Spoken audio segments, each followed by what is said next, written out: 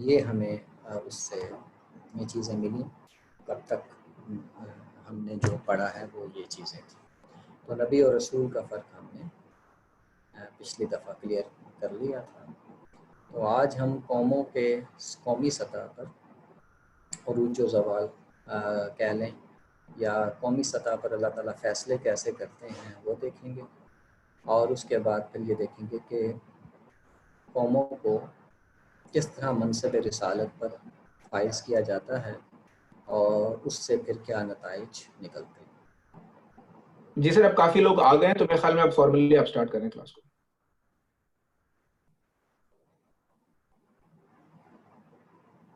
جی ٹھیک ہے جی. بسم اللہ الرحمن الرحیم.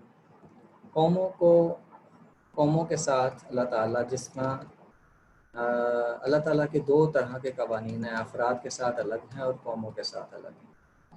افراد کے ساتھ جو قوانین ہیں وہ اس طرح ہے کہ مکافات عمل افراد کے لیے اس دنیا میں لازماً برپا نہیں ہوتا.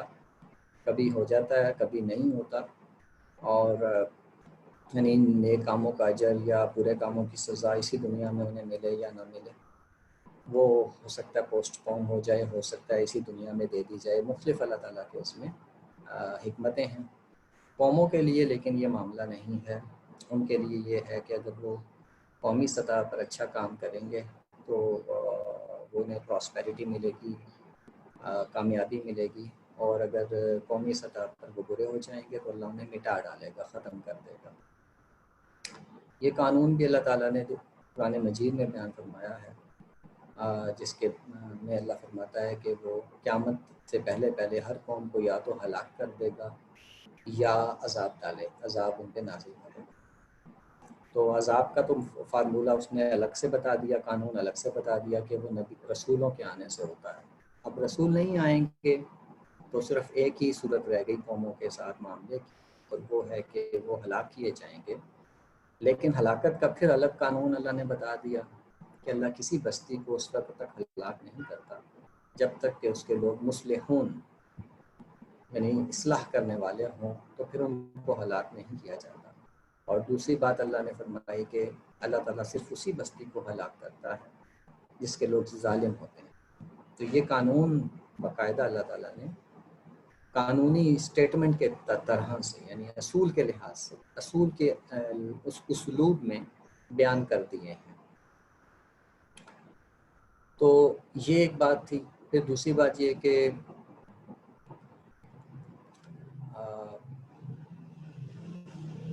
یہ وہ آیت ہے جو میں نے ابھی آپ کے سامنے پڑھی کہ وَإِن مِّن قَرْيَةٍ إِلَّا نَحْنُ مُهْلِكُوهَا قَبْلَ يَوْمِ الْقِيَامَةِ أَوْ مُعَذِّبُوهَا عَذَابًا شَدِيدًا كَانَ ذَلِكَ فِي الْكِتَابِ مَسْطُورًا. اور یہ چیز ہم آپ کو پہلے بتا چکے تھے.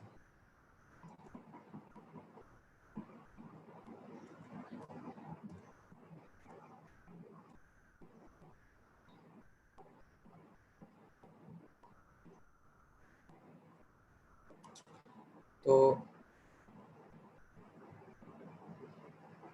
یہ دوسری آیت میں نے آپ کے سامنے پیش کی وَمَا كَانَ رَبُّكَ لِيُهْلِكَ الْقُرَىٰ بِظُلْمٍ وَأَهْلُهَا مُصْلِحُونَ.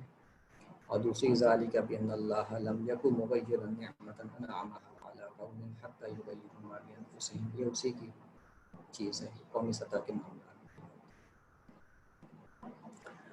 آج کا جو ٹاپک ہے وہ یہ ہے کہ قومی سطح پر پھر اللہ تعالیٰ نے قانون رسالت کو قومی سطح پر بھی جاری کیا ہے. اس کا ثبوت ہمارے پاس یہ ہے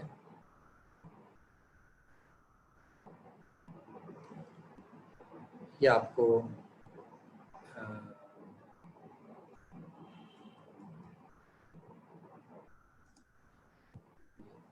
سر آپ یہ کہہ رہے ہیں کہ کیا اس قانون کو قومی سطح پر بھی جو ہے وہ اپلائی کیا ہے؟ مطلب یہ تو ہوتا ہی قوم کے نا، رسول تو اٹھتا ہی قوم میں. نہیں میں عرض کر رہا ہوں کہ جس طرح سے اللہ تعالیٰ منصب رسالت پر افراد کو ایک فرد کو بٹھاتا ہے، جیسے نوح علیہ السلام کو بٹھایا، محمد صلی اللہ علیہ وسلم کو بٹھایا، اسی طرح اللہ تعالیٰ منصب رسالت پر ایک پوری قوم کو بھی بٹھاتا ہے. یہ میں عرض کر رہا ہوں. اچھا میں سمجھ گیا. جی. تو اب یہ دیکھیے آپ کے سامنے ہے آپ کے منصب رسالت اور شہادت کا مطلب ہے گواہی دینا، اتمام حجت کرنا. یہ قرآن مجید کی ٹرم ہے اتمام حجت کے لیے، کہ ہم نے گواہی دے دی ہے ان لوگوں پر کہ ان لوگوں تک اللہ تعالیٰ کے پیغام کی تبلیغ ہو گئی ہے، اور انہوں نے مانا ہے یا نہیں مانا. دونوں صورتوں میں وہ گواہی کی پوزیشن میں آ گئے ہیں کہ ہم گواہی دیتے ہیں کہ ہم نے انہیں بات پہنچا دی تھی اور انہوں نے مان لیا تھا یا انہوں نے نہیں مانا تھا. دونوں گواہیاں دینے کی پوزیشن میں جب ایک شخص یا ایک قوم آ جاتی ہے تو اس کو کہتے ہیں یہ جو گواہی ہے یہ شہادت کا منصب ہے. اس منصب کے اوپر اللہ تعالیٰ رسولوں کو فائز کرتا ہے، یہ ہمیں معلوم ہے، لیکن اسی منصب پر اللہ تعالیٰ قوموں کو بھی تقرر کرتا ہے. یہ چیز ہمیں سمجھنی ہے. وہ یہ دیکھیے کہ اللہ تعالیٰ نے بطور قانون، بطور اصول یہ بات فرمائی کہ اللہ یصطفیٰ من الملائکۃ رسلا ومن الناس. اللہ تعالیٰ اپنے رسول منتخب کرتا ہے ملائکہ میں سے بھی اور انسانوں میں سے بھی، خاص پیغام دینے کے لیے، تاکہ یہ پیغام دے کے آگے چلے جائیں اور لوگوں تک پہنچائیں رسول. ملائکہ کو بھی یہ پیغام ملتا ہے اور وہ پہنچاتے ہیں انسانوں تک، اور انسانوں میں سے جن کو ملتا ہے وہ پھر دوسرے انسانوں تک پہنچاتے ہیں. تو یہ اللہ تعالیٰ نے اصول بتا دیا کہ یہ اللہ تعالیٰ ایسے انسانوں سے بھی کرتا ہے. اب جو بات میں یہ عرض کر رہا تھا کہ قوموں کو رسالت کے منصب پر فائز کیا جاتا ہے، وہ یہ ہے. آل عمران، سورہ آل عمران کی آیت نمبر 33 ہے. اللہ فرماتا ہے کہ ان اللہ اصطفیٰ آدم و نوح و آل ابراہیم و آل عمران علی العالمین. اللہ تعالیٰ نے منتخب کیا آدم علیہ السلام کو، اور پھر اس کے بعد نوح علیہ السلام کو، اور اس کے بعد یہ آل ابراہیم یعنی پوری آل ابراہیم کو منتخب کر لیا اس کام کے لیے، اور ان میں سے پھر آل عمران کو منتخب کر لیا اللہ تعالیٰ کے رسالت کے منصب کو آگے اس کے تقرری کے لیے اور اللہ کے پیغام کو دنیا تک پہنچانے کے لیے. یہ آیت بالکل کلیئرلی بتاتی ہے کہ منصب رسالت پر افراد بھی منتخب ہوئے اور اقوام بھی منتخب ہوئے، اور اقوام میں سے صرف ہمارے علم کے مطابق ذریت ابراہیم کو منتخب کیا گیا، اور ذریت ابراہیم میں سے بھی ساری ذریت ابراہیم کو نہیں، بلکہ بنی اسرائیل اور بنی اسماعیل صرف 2 کو منتخب کیا گیا. اور یہ جو آیت ہے یہ ہمیں تاریخ میں بتا رہی ہے کہ یہ کیا ہوا. تو اس میں علی العالمین، اس نے آل عمران، آل ابراہیم میں سے آل عمران کا ذکر کیا ہے، یعنی موسیٰ علیہ السلام، ہارون علیہ السلام اور ان لوگوں کو اللہ تعالیٰ نے منتخب کیا آل ابراہیم میں سے. تو یہ تاریخی نقطہ ہے. پھر یہ کہ بنی اسماعیل کو اس کام کے لیے منتخب کیا، وہ ہمیں پھر اللہ تعالیٰ نے آگے بتایا ہے قرآن مجید میں. اس کی آیت یہ ہے کہ وجاہدوا فی اللہ حق جہادہ هو اجتباکم، کہ اللہ کی راہ میں جد و جہد کرو جیسا کہ جد و جہد کا حق ہے، اس نے تم کو اس ذمہ داری کے لیے منتخب کیا. تو یہاں پر بنی اسماعیل کے منتخب کیے جانے کا ذکر ہے کہ جو قوم کی ضمیر ہے یہ مخاطبین کے لیے تھی جو اس وقت تھے، اور وہ بنی اسماعیل تھے کہ هو اجتباکم، اللہ نے تمہیں منتخب کیا. وما جعل علیکم فی الدین من حرج ملۃ ابیکم ابراہیم هو سماکم المسلمین من قبل وفی ھذا لیکون الرسول شہیدا علیکم وتکونوا شہداء علی الناس. اس میں پورا ایک قانون بیان ہو گیا کہ تمہیں ابراہیم علیہ السلام نے تمہارا نام بھی مسلمان رکھا تھا، اور پھر کیا کہتے ہیں کہ رسول تم پر گواہی دے گا اور تم دنیا پر گواہی دو گے. تو ان کا منتخب ہونا اور ان کی ذمہ داری دونوں ہی اس آیت میں بتا دیے گئے کہ یہ منصب رسالت پر فائز ہوئے ہیں. ایک اور آیت میں پھر اسی بات کو ایک اور آیت میں بھی بتایا گیا ہے وَكَذَلِكَ جَعَلْنَاكُمْ أُمَّةً وَسَطًا لِتَكُونُوا شُهَدَاءَ عَلَى النَّاسِ وَيَكُونَ الرَّسُولُ عَلَيْكُمْ شَهِيدًا. یہی بات دوبارہ ایک اور انداز میں بتائیے. سر آپ کی اسکرین شیئر نہیں ہو رہی کانڈلی، جب وہ آپ آیت پڑھتے ہیں یا تو ریفرنس دے دیا کریں کہ کہاں سے پڑھ رہے ہیں تاکہ ہم ذرا اچھا میں نے اپنی طرف سے اسکرین شیئر کرنے کے بعد شروع کیا. جی کچھ بھی نظر نہیں طلعت صاحب مجھے تو نظر آ رہی ہے، ہمیں نظر آ رہی ہے، انہوں نے شیئر کی ہوئی ہے اور ان کی اسکرین ویزیبل ہے. تو اگر آپ نے موبائل سے جوائن کیا؟ جی اب نظر آ رہی ہے مجھے بھی. ٹھیک ہے، جزاک اللہ. جی موبائل سے اگر آپ نے جوائن کیا تو آپ اس کو لیفٹ رائٹ سلائڈ کریں گے تو آپ کو ہو سکتا ہے وہ نظر آ جائے. جی جزاک اللہ، اب نظر آ رہی ہے. اچھا چلیں شکر، ٹھیک ہو گیا. تو یہاں پر ہمیں پھر یہ پتہ چل گیا کہ بنی اسماعیل بھی اسی طرح سے منتخب ہوئے ہیں. تو یہاں یہ بات ہمیں پتہ چل گئی. جب یہ بات کلیئر ہو گئی تو پھر ہمیں یہ بھی معلوم ہے کہ منصب رسالت کی پھر کچھ ذمہ داریاں ہوں. سر ایک کوشچن پلیز یہاں پہ. جی فرمائیے. یہ جب بنی اسرائیل کا ذکر ہوتا ہے تو بڑا کلیئر کٹ بنی اسرائیل ہم بے شمار دفعہ پڑھتے ہیں قرآن میں، لیکن کہیں بھی یا بنی اسماعیل کیوں استعمال نہیں ہوا؟ اگر اس طرح ہمیں کیوں آیتوں کے اندر میں سے اس کو مطلب نکالنا پڑتا ہے؟ مطلب بنی آل ابراہیم میں سے جا کے آل عمران کا بھی اسپیسیفکلی ذکر ہے، لیکن یا بنی اسماعیل کہیں پہ کیوں استعمال نہیں ہوا؟ بہت اچھا سوال آپ نے کیا. بنی اسماعیل کے جو ٹرم ہے وہ دراصل ہم نے بنی اسرائیل کے تقابل میں استعمال کی ہے. قرآن مجید میں اس کے جو بنی اسماعیل تھے وہ بنی اسماعیل کے نام سے مشہور نہیں تھے، وہ قریش کے نام سے مشہور تھے. ایک تو وجہ یہ ہے، تو اسی لیے قریش کا نام تو اللہ تعالیٰ نے قرآن مجید میں آیا ہے. وہ سورہ قریش بھی پوری ہے، ایلاف قریش ایلاف رحلۃ الشتاء والصیف. تو ان کا نام قریش تھا. ہم ان کو بنی اسماعیل اس لیے کہتے ہیں تقریب فہم کے لیے، لوگوں کو سمجھانے کے لیے کہ جس طرح بنی اسرائیل کے ساتھ معاملہ ہوا ایسا ہے بنی اسماعیل کے ساتھ ہوا. دوسری بات یہ کہ اتنا کلیئر کٹ بنی اسرائیل کے ساتھ ذکر کیوں آتا ہے، بنی اسماعیل کے ساتھ کیوں نہیں آتا؟ اس کی وجہ یہ ہے کہ بنی اسرائیل جو تھے ان کے ساتھ معاملہ ختم ہو گیا تھا نا، وہ اب ان کو ایز اے تھرڈ پرسن بتایا جا رہا ہے. اصل مخاطب جو ہیں بنی اسماعیل ہیں.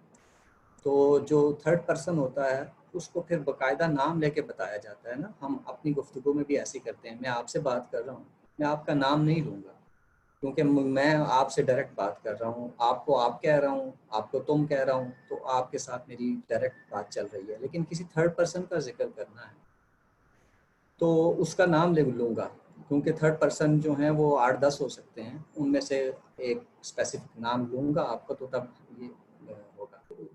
بات کرنے کا اسلوب یہ ہوتا ہے کہ مخاطب کے ساتھ جب بات کی جا رہی ہوتی ہے سیکنڈ پرسن کے ساتھ، تو اس کا نام عام طور پر نہیں لیا جاتا. تھرڈ پرسن کا ذکر زیادہ کرنا ہو تو اس کا نام لیا جاتا ہے تاکہ کوئی کنفیوژن نہ ہو. یہی وجہ ہے کہ خود رسول اللہ صلی اللہ علیہ وسلم کا نام محمد صرف 4 دفعہ ذکر آیا قرآن مجید میں، اور زیادہ تر آپ کو یا ایھا النبی کر کے بات کی گئی ہے، یا کر کے بات کی گئی، کیونکہ آپ براہ راست مخاطب. لیکن جب عیسیٰ علیہ السلام کا ذکر آیا تو کئی دفعہ انہی کا نام لے کے ذکر ہے. موسیٰ علیہ السلام کا ہر دفعہ نام لے کے ذکر آیا، موسیٰ نے یہ کیا، موسیٰ نے وہ کیا. لیکن خود رسول اللہ صلی اللہ علیہ وسلم کو جب مخاطب کیا تو آپ کا نام نہیں لیا گیا. بالکل ایسے ہی جب اللہ تعالیٰ پورے قرآن مجید میں جہاں پہ بھی جو یا ایھا الذین آمنوا آتا ہے یا قم آتا ہے یا تم آتا ہے، وہ سارے کے سارے بنی اسماعیل مراد ہیں. اس لیے کہ رسول اللہ صلی اللہ علیہ وسلم کی بعثت ہی بنی اسماعیل میں ہوئی ہے، قرآن ہی ان کے اوپر نازل ہو رہا ہے، انہی سے کہا جا رہا ہے کہ تمہیں خدا نے منتخب کر لیا ہے. تو اس لیے ان کو بنی اسماعیل کہنے کی ضرورت ہی نہیں ہے، کیونکہ آلریڈی انڈرسٹوڈ ہے کہ بات ہی بنی اسماعیل سے ہو رہی ہے. تو یہ مطلب اسلوب ایسے ہی ہوتا ہے. تو وہ جو بنی اسرائیل ہیں وہ تھرڈ پارٹی ہیں، اس لیے ان کا تو ذکر آئے گا ان کے نام کے ساتھ، اور بنی اسماعیل کے ذکر کی ضرورت نہیں کیونکہ اس سے ڈائریکٹ مخاطبت چل رہی ہے. ایک چھوٹا سا سوال اس میں نے بھی پوچھنا تھا، یہ آل ابراہیم اور آل عمران کا ذکر علیحدہ سے کیوں ہے؟ کیا آل عمران آل ابراہیم کا حصہ نہیں ہے؟ نہیں، ان میں سے آل عمران جو ہیں وہ آل ابراہیم کا ذکر حصہ ہیں. تو چونکہ اللہ تعالیٰ نے آل ابراہیم میں سے پھر اسپیسیفائی کیا تھا آل عمران کو، پورے ذریت ابراہیم علیہ السلام کے اور بھی بیٹے تھے، ان 2 بیٹوں کے علاوہ مدین بھی ان کا بیٹا تھا، اور بھی بیٹے تھے. لیکن ان کا یہ اصطفاء اور اجتباء ان کا وہ نہیں چوز کیے گئے، صرف بنی اسحاق اور بنی اسماعیل چوز کیے گئے. تو پھر بنی اسحاق میں سے پھر اسپیسیفائی کر کے آل عمران کا ذکر اس لیے آیا کہ اس میں سے پھر موسیٰ اور ہارون کو اللہ تعالیٰ نے چنا تھا. تو یعنی کہ عام کے بعد خاص کا ذکر کرنا، یعنی عام ذکر کر کے پھر اس میں سے خاص کا ذکر کرنا ایک عام اسلوب ہے. تو وہ یہ بتایا جا رہا ہے، یہ نہیں بتایا جا رہا کہ وہ الگ ہیں، یہ بتایا جا رہا ہے کہ پھر آل ابراہیم میں سے مزید تخصیص کر کے اللہ نے آل عمران کو چن لیا۔ جی درست ہے، جزاک اللہ۔ اچھا جی، تو میں یہ بات عرض کر رہا تھا کہ پھر اس منصب کے پھر تقاضے دوسروں سے بالکل الگ ہونا ضروری ہے، بالکل ایسے ہی جیسے کہ رسالت کے تقاضے، یعنی جب ایک فرد رسالت کے منصب پر بیٹھتا ہے تو اس کے لیے الگ قانون جاری ہوتا ہے، اور جب وہ جزا اور سزا کا، مواخذے کا، احتساب کا الگ ضابطہ اس کے لیے ہوتا ہے۔ بالکل ایسے ہی ذریت ابراہیم کے لیے جب منصب رسالت کا ہوا یہ فیصلہ تو ان کے لیے بھی ضوابط الگ مقرر کیے گئے۔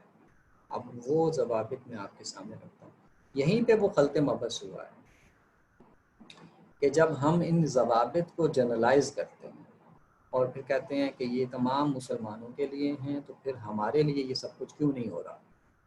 تو علامہ اقبال کا جو شکوہ نظم ہے وہ ساری اسی پر بیس کرتی ہے، جو ہمارے اس نظریے کو بیان کرتی ہے کہ پھر ہمارے لیے یہ سب کچھ کیوں نہیں ہوا۔ یا مولانا ظفر علی خان کا وہ شعر کہ فضائے بدر پیدا کر فرشتے تیری نصرت کو اتر سکتے ہیں گردوں سے کتار اندر کتار اب بھی۔ یہی وہ غلط فہمی ہے کہ جو ہمارے ہاں پہ یہ چلی اور لوگوں نے یہ سمجھا کہ یہ وہ ضوابط ہمارے لیے بھی ہیں، جبکہ یہ تو منصب رسالت کے ضوابط تھے، باقی لوگوں کے لیے تو عام آزمائش کا قانون ہے۔ تو اب وہ منصب رسالت کے جو ضوابط ہیں وہ میں آپ کے سامنے رکھتا ہوں، قرآن مجید کی روشنی میں بھی اور بائبل کی روشنی میں۔ بائبل میں بھی میں آپ کو وہ جگہ پڑھا دوں، یہ میں شیئر کر دوں بائبل کا۔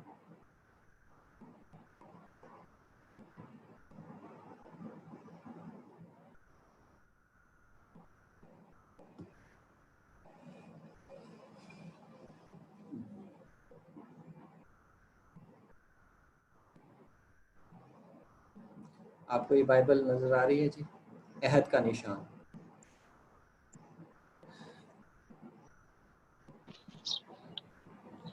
جی آپ سب کو آ رہا ہے نظر؟ ٹھیک ہے۔ عہد کا نشان ہے، یہاں پر یہ ذریت ابراہیم کا استفاء کا ذکر ہے۔ ابراہیم جب علیہ السلام، جب ابراہم ان کا نام تھا اس ٹائم پہ، جب ابراہم 99 سال کا ہو گیا، 99 سال، تو رب نے اس پر ظاہر ہوا، تو رب اس پر ظاہر ہوا، اس نے کہا میں اللہ قادر مطلق ہوں، میرے حضور چلتا رہے اور بے الزام ہو، میں تیرے ساتھ اپنا عہد باندھوں گا اور تیری اولاد کو بہت ہی زیادہ بڑھا دوں گا۔ ابراہیم منہ کے بل گر گیا اور اللہ نے اس سے کہا کہ میرا تیرے ساتھ عہد ہے کہ تو بہت قوموں کا باپ ہوگا، اب سے تو ابراہم یعنی عظیم باپ نہیں کہلائے گا، بلکہ تیرا نام ابراہیم یعنی بہت قوموں کا باپ ہوگا، کیونکہ میں نے تجھے بہت قوموں کا باپ بنا دیا ہے، میں تجھے بہت ہی زیادہ اولاد بخش دوں گا، اتنی کہ قومیں بنیں گی، تجھ سے بادشاہ بھی نکلیں گے، میں اپنا عہد تیرے اور تیری اولاد کے ساتھ نسل در نسل قائم رکھوں گا، ایک ابدی عہد جس کے مطابق میں تیرا اور تیری اولاد کا خدا ہوں گا۔ تو اس وقت ملک کنعان میں پردیسی ہے، لیکن میں اس پورے ملک کو تجھے تیری اولاد کو دیتا ہوں، یہ ہمیشہ تک ان کا ہی رہے گا اور میں ان کا خدا ہوں گا۔ اللہ نے ابراہیم سے یہ بھی کہا کہ تجھے اور تیری اولاد کو نسل در نسل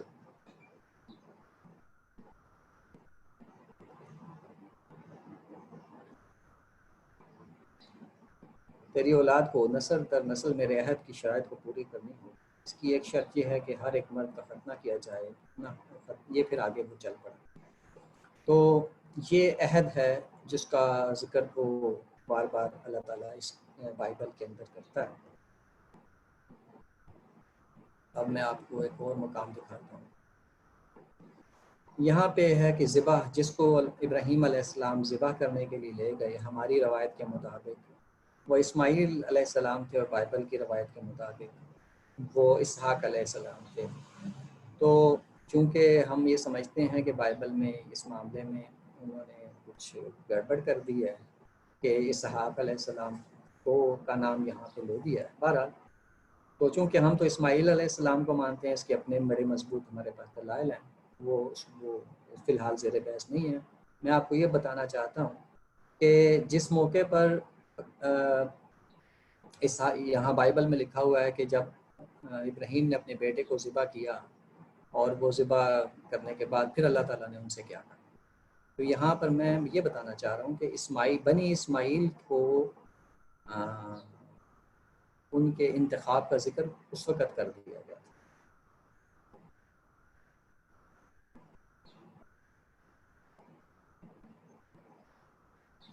یہ دیکھیے 15 نمبر میں رب کے فرشتے نے ایک بار پھر آسمان پر سے پکار کر اس سے کہا کہ رب کا فرمان ہے کہ میری ذات کی قسم چونکہ تو نے یہ کیا اور اپنے اکلوتے بیٹے کو مجھے پیش کرنے کے لیے تیار تھا. اب یہاں جب اکلوتے بیٹے کا لفظ ہے تو یہ چونکہ یہ بائبل بھی یہ مانتی ہے ان کا پہلا بیٹا جو تھا وہ اسماعیل علیہ السلام. تو اس لیے جب وہ یہ کہتے ہیں کہ اپنے اکلوتے بیٹے کو مجھے پیش کرنے کے لیے تیار تھا تو ظاہر ہے کہ یہاں اسماعیل علیہ السلام ہی بنتے ہیں, وہی اکلوتے بیٹے تھے.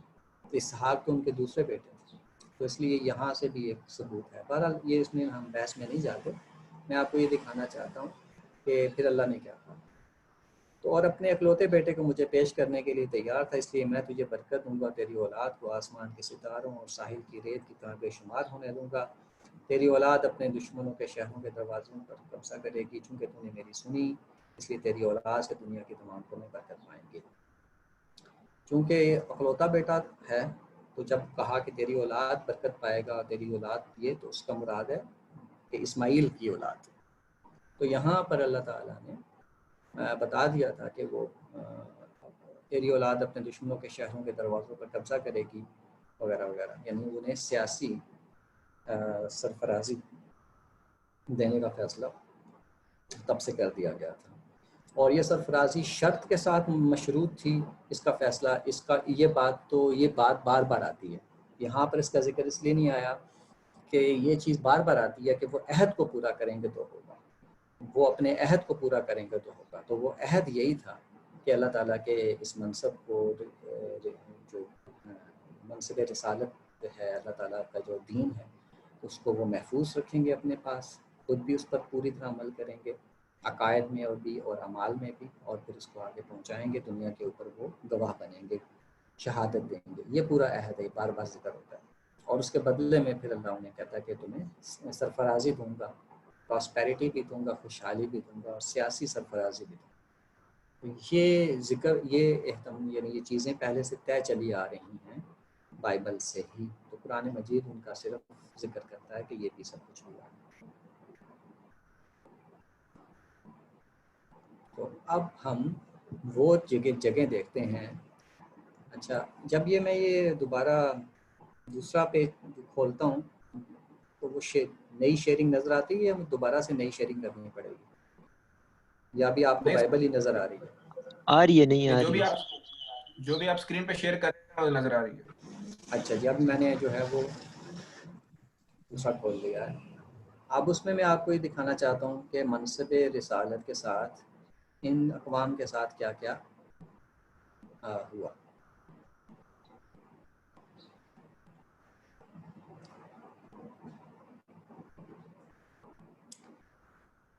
اچھا, پہلے ایک بات یہ سمجھ لیجئے کہ رسالت کے ساتھ کیا ہوتا ہے. تو یہ دیکھیے ایک آیت کے ساتھ میں آیت ہے. اللہ فرماتا ہے کہ اگر ہمارا پیغمبر ہم پر کوئی بات بنا لاتا اپنی طرف سے تو ہم اس کا ہاتھ پکڑ کر اس کی رگے جان کاٹ ڈالتے. یہ جو ہے وہ ایک سخت سزا اسی وقت رسول کو مل جاتی اگر وہ کوتاہی کرتا. تو یہ قانون بتایا رسول کے لیے. یہ الگ بات ہے کہ رسولوں میں سے کسی نے یہ جرات نہیں کی, کر ہی نہیں سکتے تھے. تو اس وجہ سے یہ فرض کریں کہ اگر کوئی رسول ایسی حرکت کر جاتا تو اس کے ساتھ یہ حادثہ اسی وقت پیش آ جاتا. پھر یہ والی آیت دیکھیے, اللہ فرماتا ہے کہ تم ہلکا سا ان کی طرف مائل ہو گئے تھے, اے پیغمبر قریب تھا کہ یہ اس چیز سے ہٹا کر تم کو فتنے میں ڈال دیں جو ہم نے تمہاری طرف وحی کی ہے, تاکہ اس قرآن کے سوا تم کوئی دوسری بات ہم پر افطرا کر کے پیش کرو. اگر تم ایسا کرتے تو یہ ضرور تمہیں اپنا دوست بنا لیتے, اور اگر ہم نے تمہیں مضبوط نہ رکھا ہوتا تو بعید نہیں تھا کہ تم بھی ان کی طرف کچھ جھک پڑو. اگر ایسا ہوتا تو ہم تمہیں زندگی اور موت دونوں کا دوہرا عذاب چکھاتے, کہ تم ہمارے مقابلے میں کوئی مددگار نہ پاتے. یہ رسول کے لیے یہ بیان ہو رہا ہے. تو یعنی رسولوں کے ساتھ مواخذے کا معاملہ اتنا سخت ہوتا ہے.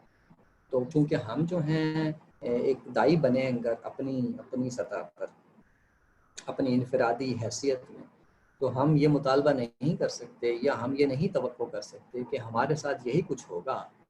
یعنی فرض کریں کہ اگر ایک دائی عام آدمی مائل ہو جائے. تھوڑی ساری کویسچن ہے جی آپ نے جو اوپر جو آیت پڑھی ہے وہ صرف حضرت محمد صلی اللہ علیہ وسلم کے متعلق تھی کہ تمام رسولوں کے متعلق تھی؟ یہ آیت رسول اللہ صلی اللہ علیہ وسلم سے مخاطب ہو کر کہی جا رہی ہے، لیکن یہ چونکہ منصب رسالت کے لحاظ سے مخاطب ہو کے کہی جا رہی ہے، اس لیے میں یہ عرض کر رہا ہوں کہ یہ منصب رسالت کا اصول ہے. Okay thank you. یہ میں آگے اور بھی بتاؤں گا کہ دوسرے رسولوں کے ساتھ جب حضرت یونس علیہ السلام کے ساتھ یہ جب واقعہ پیش آیا اور ان سے واقعی غلطی ہو گئی تو انہیں سزا ایکچولی مل گئی. اس لیے یہ معاملہ یہ نہیں ہے کہ صرف محمد صلی اللہ علیہ وسلم کے ساتھ ہے، بلکہ رسولوں کا یہ معاملہ ہے. یہ آگے آپ کو مزید واضح ہو جائے گا.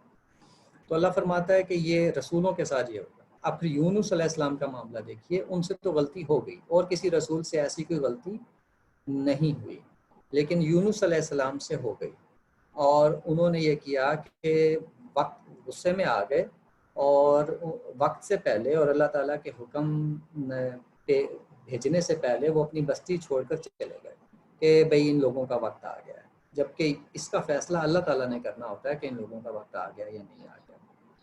چنانچہ وہ بستی چھوڑ کر چلے گئے تو اللہ تعالیٰ نے ان کو باقاعدہ سزا دی، مچھلی کے پیٹ میں بند کر دیا اور کہا، پھر جب انہوں نے معافی مانگی تو کہا کہ اگر یہ معافی نہ مانگتے تو قیامت تک کے لیے یہ اس کے اندر بند ہو جائے.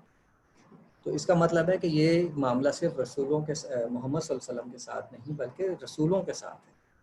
تو یہ ہو گیا منصب رسالت فرد کے ساتھ. تو اس کا ضابطہ آپ دیکھ رہے ہیں کہ کیا ہے، اور کامیاب اگر وہ طریقے سے عمل کرتے ہیں تو کتب اللہ لأغلبن انا ورسلی، وہی معاملہ کہ اگر یہ کرے رسول ٹھیک اپنا کام کر جائے گا تو پھر وہ غالب ہو کر رہے گا. تو یہ قانون ہے فرد کے ساتھ. بالکل یہی قانون جو ہے وہ قوموں کے اوپر بھی ایز اٹ از لاگو کر دیا گیا ہے. چنانچہ یہ دیکھیے، یہ قرآن کی آیت ہے کہ وَلَوْ أَنَّهُمْ أَقَامُوا التَّوْرَاةَ وَالْإِنْجِيلَ وَمَا أُنزِلَ إِلَيْهِم مِّن رَّبِّهِمْ لَأَكَلُوا مِن فَوْقِهِمْ وَمِن تَحْتِ أَرْجُلِهِم مِّنْهُمْ أُمَّةٌ مُّقْتَصِدَةٌ وَكَثِيرٌ مِّنْهُمْ سَاءَ مَا يَعْمَلُونَ. اگر وہ اپنی اجتماعی حیثیت میں تورات اور انجیل پر اور اس چیز پر قائم ہو جاتے جو ان کے پروردگار کی طرف سے ان پر اتاری گئی ہے تو اپنے اوپر سے اور پاؤں کے نیچے سے رزق پاتے، خوب خوشحالی ان کو ملتی. عام دنیا میں عام لوگوں کے لیے خوشحالی کا قانون یہ ہے کہ وہ محنت کریں. دنیا میں جو محنت کے اصول ہیں، سائنس ہے، ٹیکنالوجی ہے وغیرہ وغیرہ، محنت کریں تو ترقی پا لیں گے. لیکن ان کے لیے یہ ہے کہ اگر وہ تورات انجیل پر قائم ہو جائیں، جو خدا کی طرف سے جو بھی چیز نازل ہو وہ اس کو مان لیں تو پھر ان کو پراسپیرٹی ملے گی، الرغم اس کے کہ انہوں نے اس میں کوئی محنت کی ہے یا نہیں کیا، ان کو ملے گی. یہ ہے قانون ان کے لیے الگ سے. تو یہ میں نے آپ کو پہلے بھی لاسٹ لیکچر میں بھی یہ بائبل کی یہ آیت بتائی تھی جس میں اللہ فرماتا ہے کہ تم کھیت میں بھی مبارک ہوگا، شہر میں بھی مبارک ہوگا، دشمن تیرے طرف ساتھ ساتھ ایک راستے سے آئیں گے تو ساتھ ساتھ راستوں سے بھاگیں گے، اور اگر تو ایسا نہیں کرے گا تو ذلیل ہوگا. یہ چنانچہ بنی اسرائیل نے جب اپنے آپ کو اہل ثابت کیا تو پھر طالوت، داؤد اور سلیمان علیہ السلام کے زمانوں میں زبردست سلطنتیں ان کی قائم ہوئیں، جن کا روب پوری اپنے علاقے میں ہر طرف ان کے چھا گیا تھا اور وہ وہاں پہ بڑے روب اور دبدبے کے ساتھ انہوں نے زندگی گزاری. ملکہ بلقیس کو جیسے کہ خط لکھا تھا سلیمان علیہ السلام نے، سیدھا سیدھا اسے کہا کہ انہ من سلیمان و انہ بسم اللہ الرحمن الرحیم وقتونی مسلمین کہ اللہ تعالی علیہ وقتونی مسلمین. بس 2 لائنوں میں انہوں نے اس کو ایک وارننگ لیٹر لکھ دیا کہ میرے خلاف سرکشی مت کرو اور سیدھا مطیع ہو کر فرما بردار ہو کر سیدھا میرے پاس آ جاؤ. یہ ان کے حالات تھے. لیکن پھر جب بنی اسرائیل نے کوتاہیاں برتیں اور اور کبھی شرک کا شکار ہوئے اور کبھی بدعملی کا شکار ہوئے، تو ان کو سزائیں بھی بہت ہی شدید ہوئی۔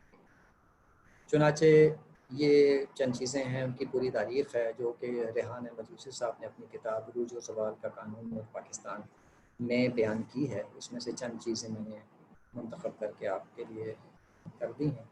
اس میں سے یہ ہے کہ جب انہوں پہلے ان کی ایک ریاست تھی، پھر 2 ریاستیں تقسیم ہو گئیں، یہودیہ اور اسرائیل میں تقسیم ہو گئی تھیں، پھر وہ آپس میں تھوڑی سی چپکلی شروع ہو گئی تھی۔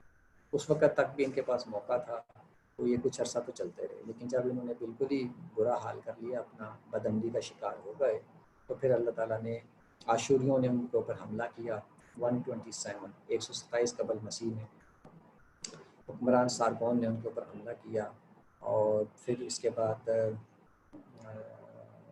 785 قبل مسیح میں یہودیہ کی ریاست کے تمام شہر بابل کے حکمران، اس سے پہلے یہ ہوا تھا، بخت نصر کے حملے میں برباد ہو گئے، یروشلم کی سینٹ بجا دی گئی، ہیکل سلیمانی کو زمین بوس کر دیا، اور بخت نصر بنی اسرائیل کو غلام بنا کر بابل میں لے گیا۔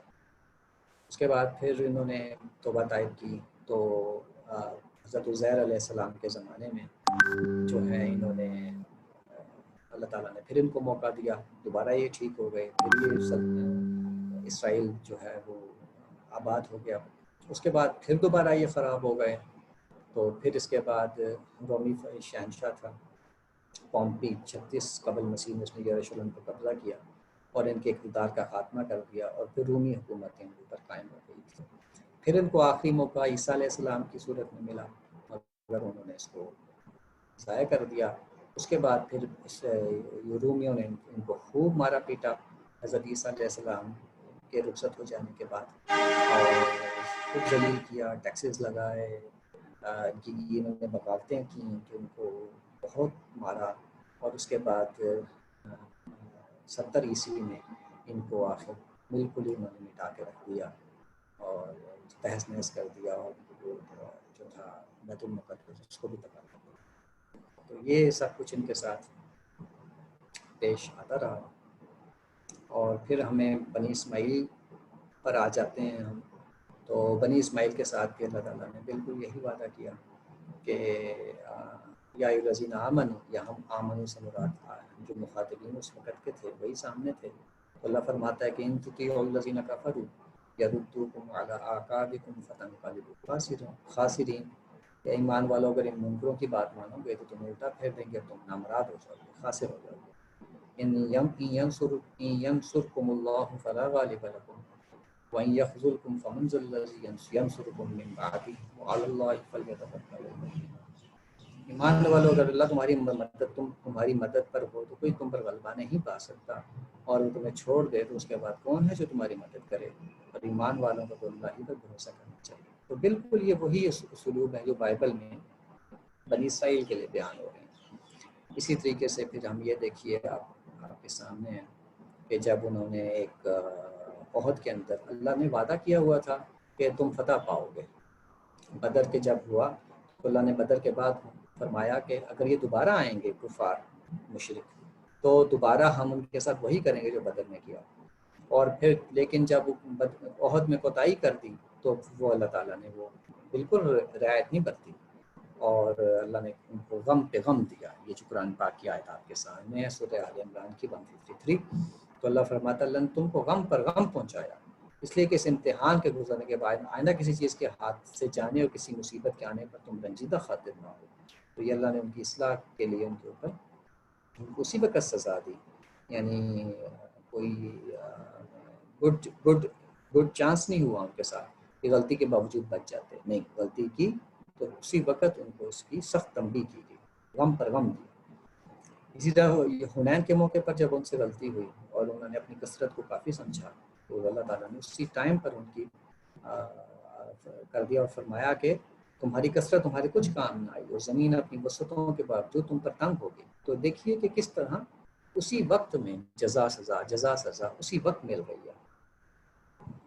اور پھر جب مومنین نے اپنی کمیوں کو تاہیوں پر قابو پا لیا تو پھر اللہ تعالیٰ نے ان کو فتح پہ فتح نازل کرنا شروع کر دی۔ تو سورہ فتح میں اللہ نے انہیں خوشخبری سنائی کہ ایک تو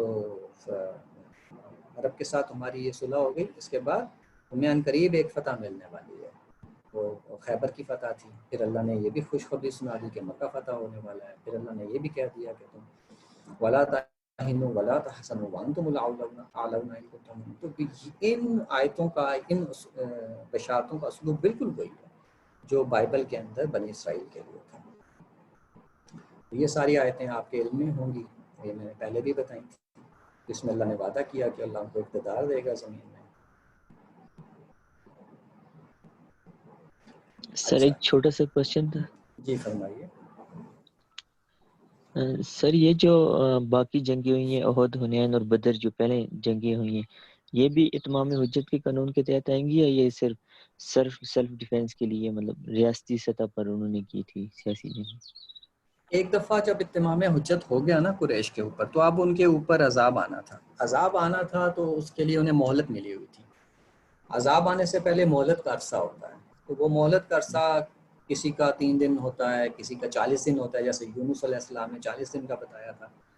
تو رسول اللہ صلی اللہ علیہ وسلم کے جو قریش کے لوگ تھے وہ ابھی عرصہ مہلت میں چل رہے تھے۔ تو عرصہ مہلت میں کیا کیا کہ انہوں نے آگے بڑھ کر مسلمانوں پر حملہ کرنے کی بھی کوشش کی بدر میں، اس کی پھر انہیں سزا ملی، یعنی کہ جو عذاب ان پر آنا تھا کچھ عرصے کے بعد، وہ عذاب انہوں نے آگے بڑھ کے خود جلدی وصول کر لیا بدر میں آ کر۔ تو یہ ہوا ہے۔ تو مسلمانوں کے لیے تو یہ جنگ بدر کی ڈیفنس کے لیے ہی تھی، لیکن ان پر یہ جو تلوار کا عذاب ہے یہ آنا مقدر تھا، یہ تو آنا ہی تھا، چنانچہ یہ آیا 8 ہجری میں جا کے۔ لیکن جب انہوں نے حملے کیے، آگے بڑھ کر جارحیت کی مسلمانوں کے اوپر، تو اسی عذاب کا جو سلسلہ تھا وہ شروع ہو گیا۔ تو مسلمانوں کے لیے تو وہ جنگ ہے تو ڈیفنس کی تھی، لیکن کافروں کے لیے وہی تمام حجت کے نتیجے میں آنے والا عذاب تھا۔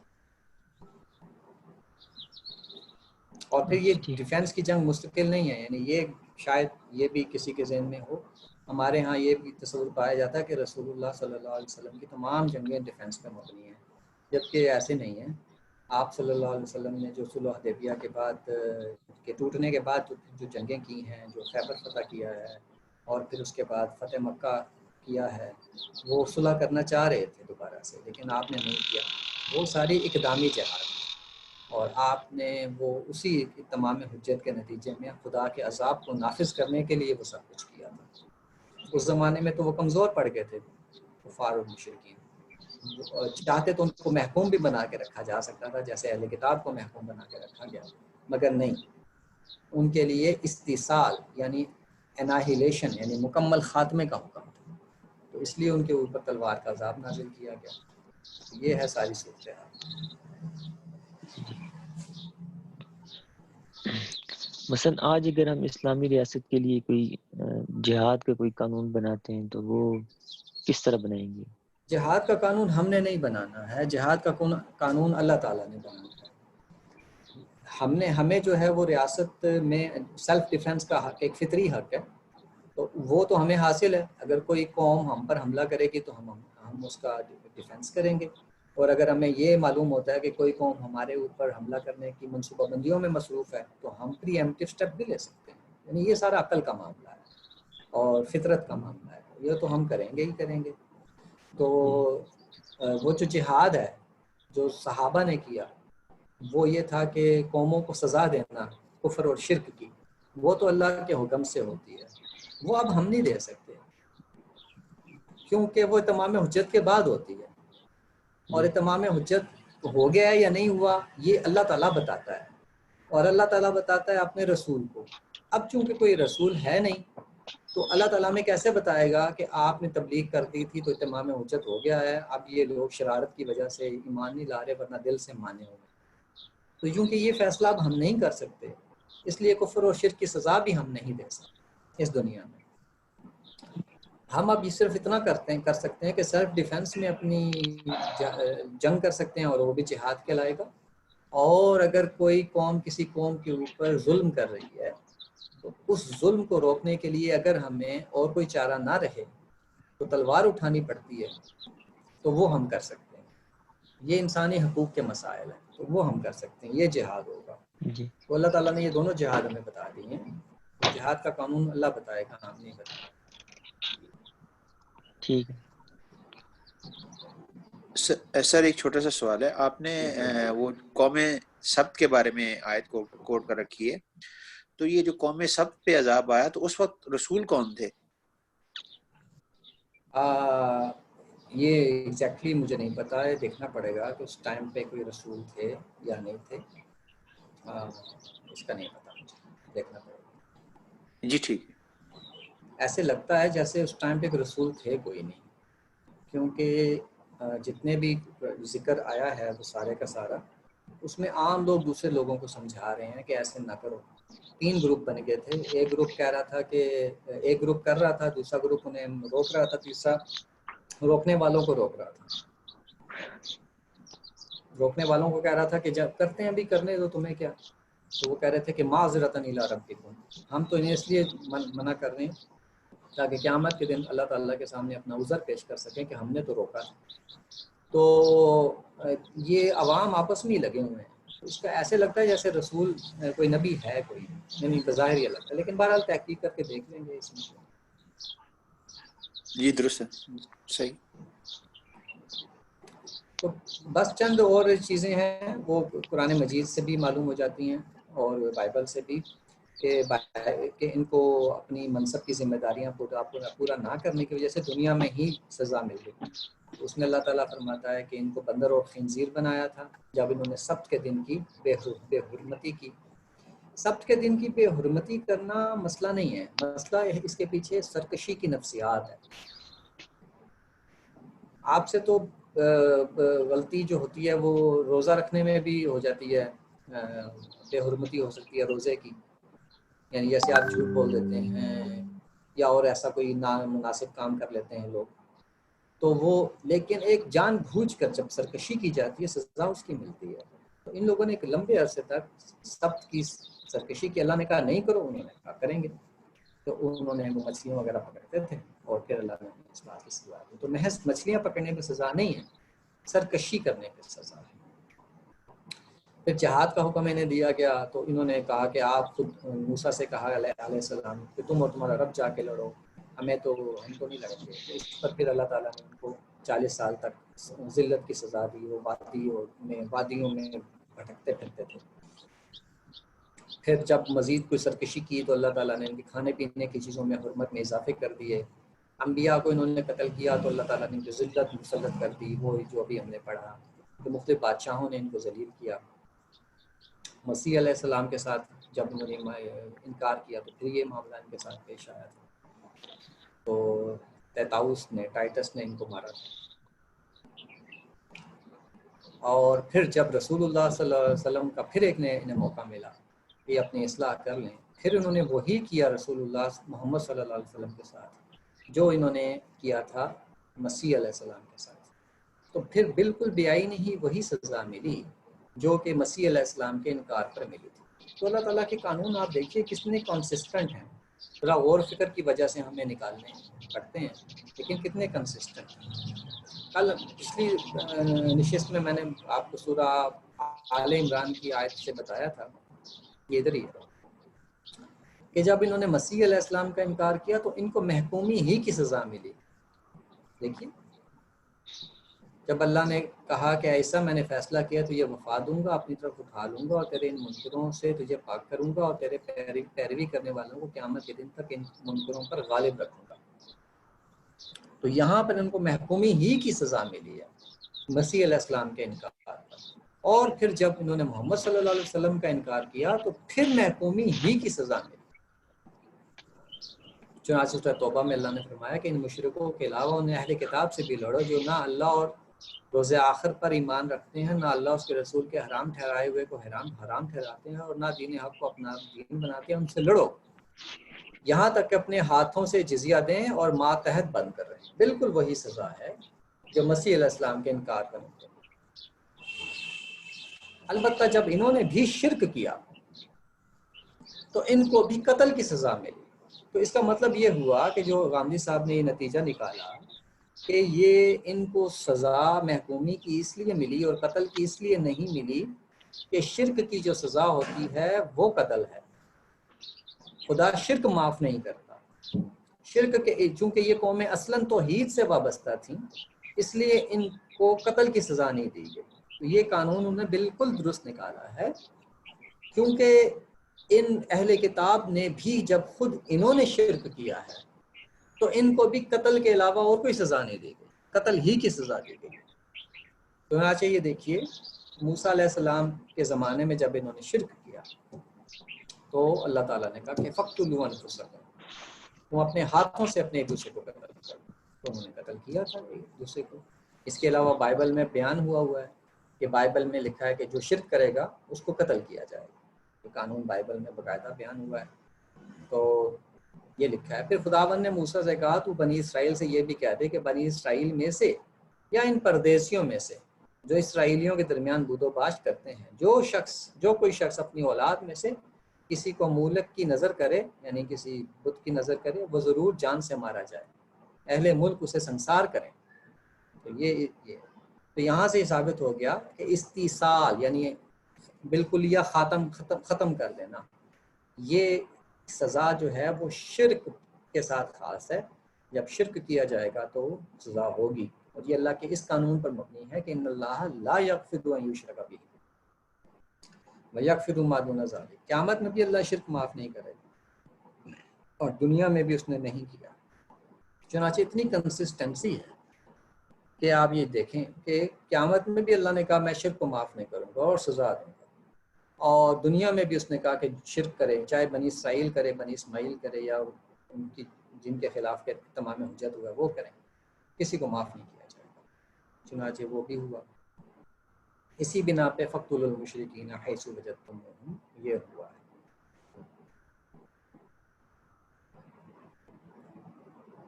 یہ ہے جی آج کی. السلام علیکم سر. سر ایک آپ نے میرے دو چھوٹے چھوٹے کویشچن ہیں. ایک آپ نے بتایا کہ حضرت عیسیٰ کے دور میں جوز کو یا یہودیوں کو ان کو محکومی کی سزا ملی, تو یہ سزا قیامت کے دن تک رہے گی یا اس میں کوئی چینجنگ آتی رہے گی؟ جب بھی اللہ تعالیٰ اس طرح کی کوئی چیز بطور اصول بیان کرتے ہیں تو وہ جس چیز پر مبنی ہوتی ہے, جس وجہ سے وہ سزا دی گئی ہے, وہ وجہ اگر ختم ہو جائے فرض کریں تو سزا ختم ہو جائے گی. چنانچہ اگر فرض کریں کہ آج اگر یہ دوبارہ توحید پر آ جاتے ہیں, توحید تو خیر مانتے ہیں, اگر یہ ایمان پر آ جاتے ہیں اور اللہ تعالیٰ نے جو کچھ نازل کیا ہے اس کو مان لیتے ہیں, اس میں اب جو یعنی مسیح علیہ السلام کو بھی مان لیتے ہیں اور محمد صلی اللہ علیہ وسلم کو بھی مان لیتے ہیں, تو ان کے اوپر محکومی کی سزا ختم ہو جائے گی. تو یہ بیان کرنے کا انداز ہوتا ہے کہ قیامت تک یہ محکوم رہیں گے. محکوم اس لیے رہیں گے کہ انہوں نے یہ جرم کیا ہوا ہے. جرم ختم کر دو تو قانون ختم ہو جائے گا. تو محکومی کی سزا کا مطلب ہے کہ ان کو اپنی زمین نہیں ملے گی, ان کا رہنے کا ٹھکانہ پراپر نہیں ہے؟ نہیں, یہ ضروری نہیں ہے. محکومی تو اپنے علاقے میں بھی ہو سکتی ہے. اور یہ دیکھیے نا کہ جب ان کے اوپر پہلے عذاب آئے ہیں, جب یہ کنعان میں رہتے تھے, فلسطین میں رہتے تھے, تو اس میں سے جب یہ رومیوں نے ان کے اوپر قبضہ کیا تو ان کو اپنی جگہ پہ ہی رکھا ہوا تھا, وہیں رہتے تھے یہ فلسطین میں, اور رومی جو تھے ان کے اوپر حکومت کرتے تھے اور ان کو محکوم بنایا ہوا تھا. تو یہ مسئلہ تو پہلے بھی رہا ہے کہ وہ اپنے ہی ملک میں محکوم بن کے رہتے رہے. تو یہ ضروری نہیں ہے کہ یہ اپنے ملک میں نہ رہیں, یا اپنے ملک میں ان کا اپنے ملک سے مراد فلسطین میں نہ رہیں, یا فلسطین میں صاحب اختیار نہ رہیں. نہیں, یہ سب کچھ ہو سکتا ہے. یہ پہلے بھی ہوا ہے اور اب بھی ہو سکتا ہے کہ یہ فلسطین میں ہوں. فلسطین سے مراد یہ اب چونکہ پرانا فلسطین میں شام بھی شامل تھا, اسرائیل بھی شامل تھا, اس حساب سے میں بول رہا ہوں. تو یہ اس وقت بھی ممکن ہوا ہے اور آج بھی یہ ممکن ہے کہ یہ اپنے علاقے میں ہوں, صاحب اختیار ہوں, لیکن یہ محکوم ہوں بڑی طاقتوں کے. ہم آج بھی دیکھتے ہیں کہ یہ محکوم ہیں, مسیحیوں کے محکوم چلے آ رہے ہیں. پہلے تاج برطانیہ کے محکوم تھے, اب امریکہ کے محکوم ہیں. تو آج سر ان کی اپنی اسٹیٹ نظر آ رہی ہے, یہ خود اپنا ان کا کنٹری نظر آتا بنتا ہوا, بلکہ فلسطین کو یہ آلموسٹ ختم کر چکے ہیں. کیا ہم اس کو سمجھیں گے؟ اگر آپ عیسیٰ علیہ السلام کے زمانے کا نکال کے دیکھیں نا صورتحال، تو تقریباً یہی صورتحال تھی. یعنی اتنی طاقت ان کے پاس تھی کہ یہ اپنے علاقے کی مینجمنٹ یہ خود کرتے تھے، اور اتنی بھی طاقت تھی کہ رومیوں سے لڑ بھی پڑتے اور مار کھاتے تھے، یہ الگ بات ہے، لیکن انہیں بڑی بڑی جنگیں کی ہیں رومیوں کے ساتھ. لیکن وہ ذلت کا جو کوڑا تھا وہ ان سے ہٹا نہیں. عیسیٰ علیہ السلام کے بعد بھی انہوں نے رومیوں کے ساتھ جنگیں کی ہیں، تنگ آ گئے تھے نا ان کی ذلتوں کی وجہ سے، تو لیکن وہ ذلت ان سے ہٹی نہ، پھر نہیں ہٹی. تو اتنی طاقت ان میں اس وقت بھی رہی، اگر آج بھی موجود ہے، تو یہ کوئی اللہ تعالیٰ کے قانون کے خلاف نہیں ہے، یا جو پہلے صورتحال ہے اس سے کوئی مختلف صورتحال نہیں ہے، وہی صورتحال. تو مسئلہ یہ ہے کہ یہ محکوم ہے. ہم خود بھی یہ تسلیم کرتے ہیں، اور کہ یہ پہلے تاج برطانیہ کے محکوم تھے، اب یہ امریکہ کے محکوم ہیں. انہیں بہت سی چیزیں جو ہیں وہ ان سے پوچھ کے کرنی پڑتی ہیں، وہ انہیں پروٹیکٹ کرتے ہیں تب یہ آگے چل پاتے ہیں، وہ انہیں امداد دیتے ہیں تب ان کا نظام چلتا ہے. تو اس لحاظ سے یہ محکوم ہی ہے. تو پھر یہ پولیٹیکل پرابلم ہے کہ ان کو دوسرے لوگ ہی چلا رہے ہیں، مطلب یہودیوں کو کرسچینز ہی چلا رہے ہیں. یہودیوں کو کرسچنز جی پروٹیکٹ کر رہے ہیں، ہاں جی بالکل ایسا ہی ہے، ایسا ہی ہے. یہ بالکل مطلب واضح ایسی بات ہے. آپ دیکھیے نا، جیسے ہی اسرائیل کے اوپر کوئی بات ہوتی ہے تو امریکہ کھڑا ہو جاتا ہے کہ ہم اس کو کچھ نہیں ہونے دیں گے. تو وہ انہی کے ذریعے وہ اپنا وجود برقرار رکھ پائے ہوئے ہیں. خود مختاری کی جو ایک خودداری کی جو ایک لطف ہوتا ہے نا قوموں کا، کہ وہ خود مختار ہیں. جیسے ہم بھی خود مختار نہیں ہیں نا پاکستان کے لوگ، ہم اپنی مرضی سے بہت سارے کام ایسے نہیں کر سکتے ہیں، ہمیں بھی دیکھنے پڑتے ہیں منہ، کبھی امریکہ کا دیکھنا پڑتا ہے، کبھی UN کا دیکھنا پڑتا ہے. اسی طریقے سے ہم خود مختاری کی وہ لذت حاصل نہیں کر پا رہے ہیں، وہ سرور حاصل نہیں کر سکتے کہ جو امریکہ جیسا فیل کرتا ہوگا، کہ جیسے وہ جو چاہے دنیا میں کر سکتا ہے، اس کے اوپر کسی کوئی وہ نہیں ہے، پابندی نہیں ہے، کوئی پابندی لگانا چاہے وہ اس کو پرواہ نہیں ہے. ایسی چیزیں ہم نہیں فیل کر سکتے. تو بالکل اسی طرح اسرائیل کا بھی ہے کہ ان کے اندر وہ فیلنگ نہیں ہے کہ وہ جو چاہیں کر سکتے ہیں. ایک محکومیت کی فیلنگ ان کے اندر موجود ہے. سر میرا دوسرا سوال یہ تھا کہ جو سبت والے لوگ تھے ان کو اللہ کیسے کلام کرتا تھا؟ اگر کوئی پیغمبر رسول نہیں تھے تو ڈائریکٹ اللہ ان سے کیسے بات کرتا تھا؟ سبت کے لوگوں کا ڈائریکٹ بات کرنا ان کے ساتھ اللہ تعالیٰ کا ضروری نہیں تھا. اگر تو میں دیکھوں گا پہلے کہ کوئی نبی ان کے زمانے میں تھے یا نہیں. یہ جو ہے اللہ تعالیٰ کے بیان کے انداز کہ بندر بن جاؤ، اس کا یہ مطلب نہیں کہ اللہ تعالیٰ کی آواز آئی تھی کہ ان کو بندر بن جانے کی، یا اللہ انہیں منع کر رہا ہے کہ یہ کام نہ کرو. اس لیے کہ یہ چیزیں تو ان کی کتاب میں موجود ہیں نا، ان کو نصیحت کر دی گئی ہے. تو اللہ تعالیٰ جب ہمیں کہانی سنا رہا ہے تو چونکہ ادیبانہ اسلوب ہے نا، تو ادب کے اسلوب میں یہ بھی ہوتا ہے کہ جیسے پہاڑ اور گلیری، علامہ اقبال کی نظم ہے، پہاڑ گلیری سے یہ کہہ رہا ہے کہ تو بہت چھوٹی ہے، اور گلیری پہاڑ سے کہہ رہی ہے کہ چھالیاں تو توڑ کے دکھا. تو اس کا یہ مطلب نہیں ہے کہ گلیری اور پہاڑ نے بات بھی کی ہے، بلکہ ہمیں پتہ ہے کہ پہاڑ جو ہے وہ کتنا ہی بڑا ہو جائے گلیری جیسے کام نہیں کر سکتا، اور گلیری کتنی ہی چھوٹی ہو جائے لیکن اس کے اندر کوئی خوبیاں ہیں. تو اسی طریقے سے اللہ تعالیٰ جو ہے وہ ادیبانہ اسلوب میں بھی بات کرتے ہیں کہ اس قوم سے کہا کہ بھئی تم مچھلیاں نہ پکڑو. اس کا مطلب یہ ہوگا کہ ان کی کتاب میں لکھا ہوا ہے کہ سب کے دن کوئی کام نہیں کرنا، اور بندر و خنزیر بن جاؤ، یعنی اللہ کا حکم آ گیا کہ وہ بندر و خنزیر بن گئے. یہ مطلب نہیں ہے کہ ان سے کوئی مخاطبت ہوئی تھی. ٹھیک ہے سر، بہت شکریہ. جی السلام علیکم. جی وعلیکم السلام. جی یہ جو آپ کی پریزنٹیشن ہے اس کی کاپی مل سکتی ہے؟ میں کچھ حصہ مس کر گیا تھا کیونکہ وہ ٹائمنگ کی وجہ سے.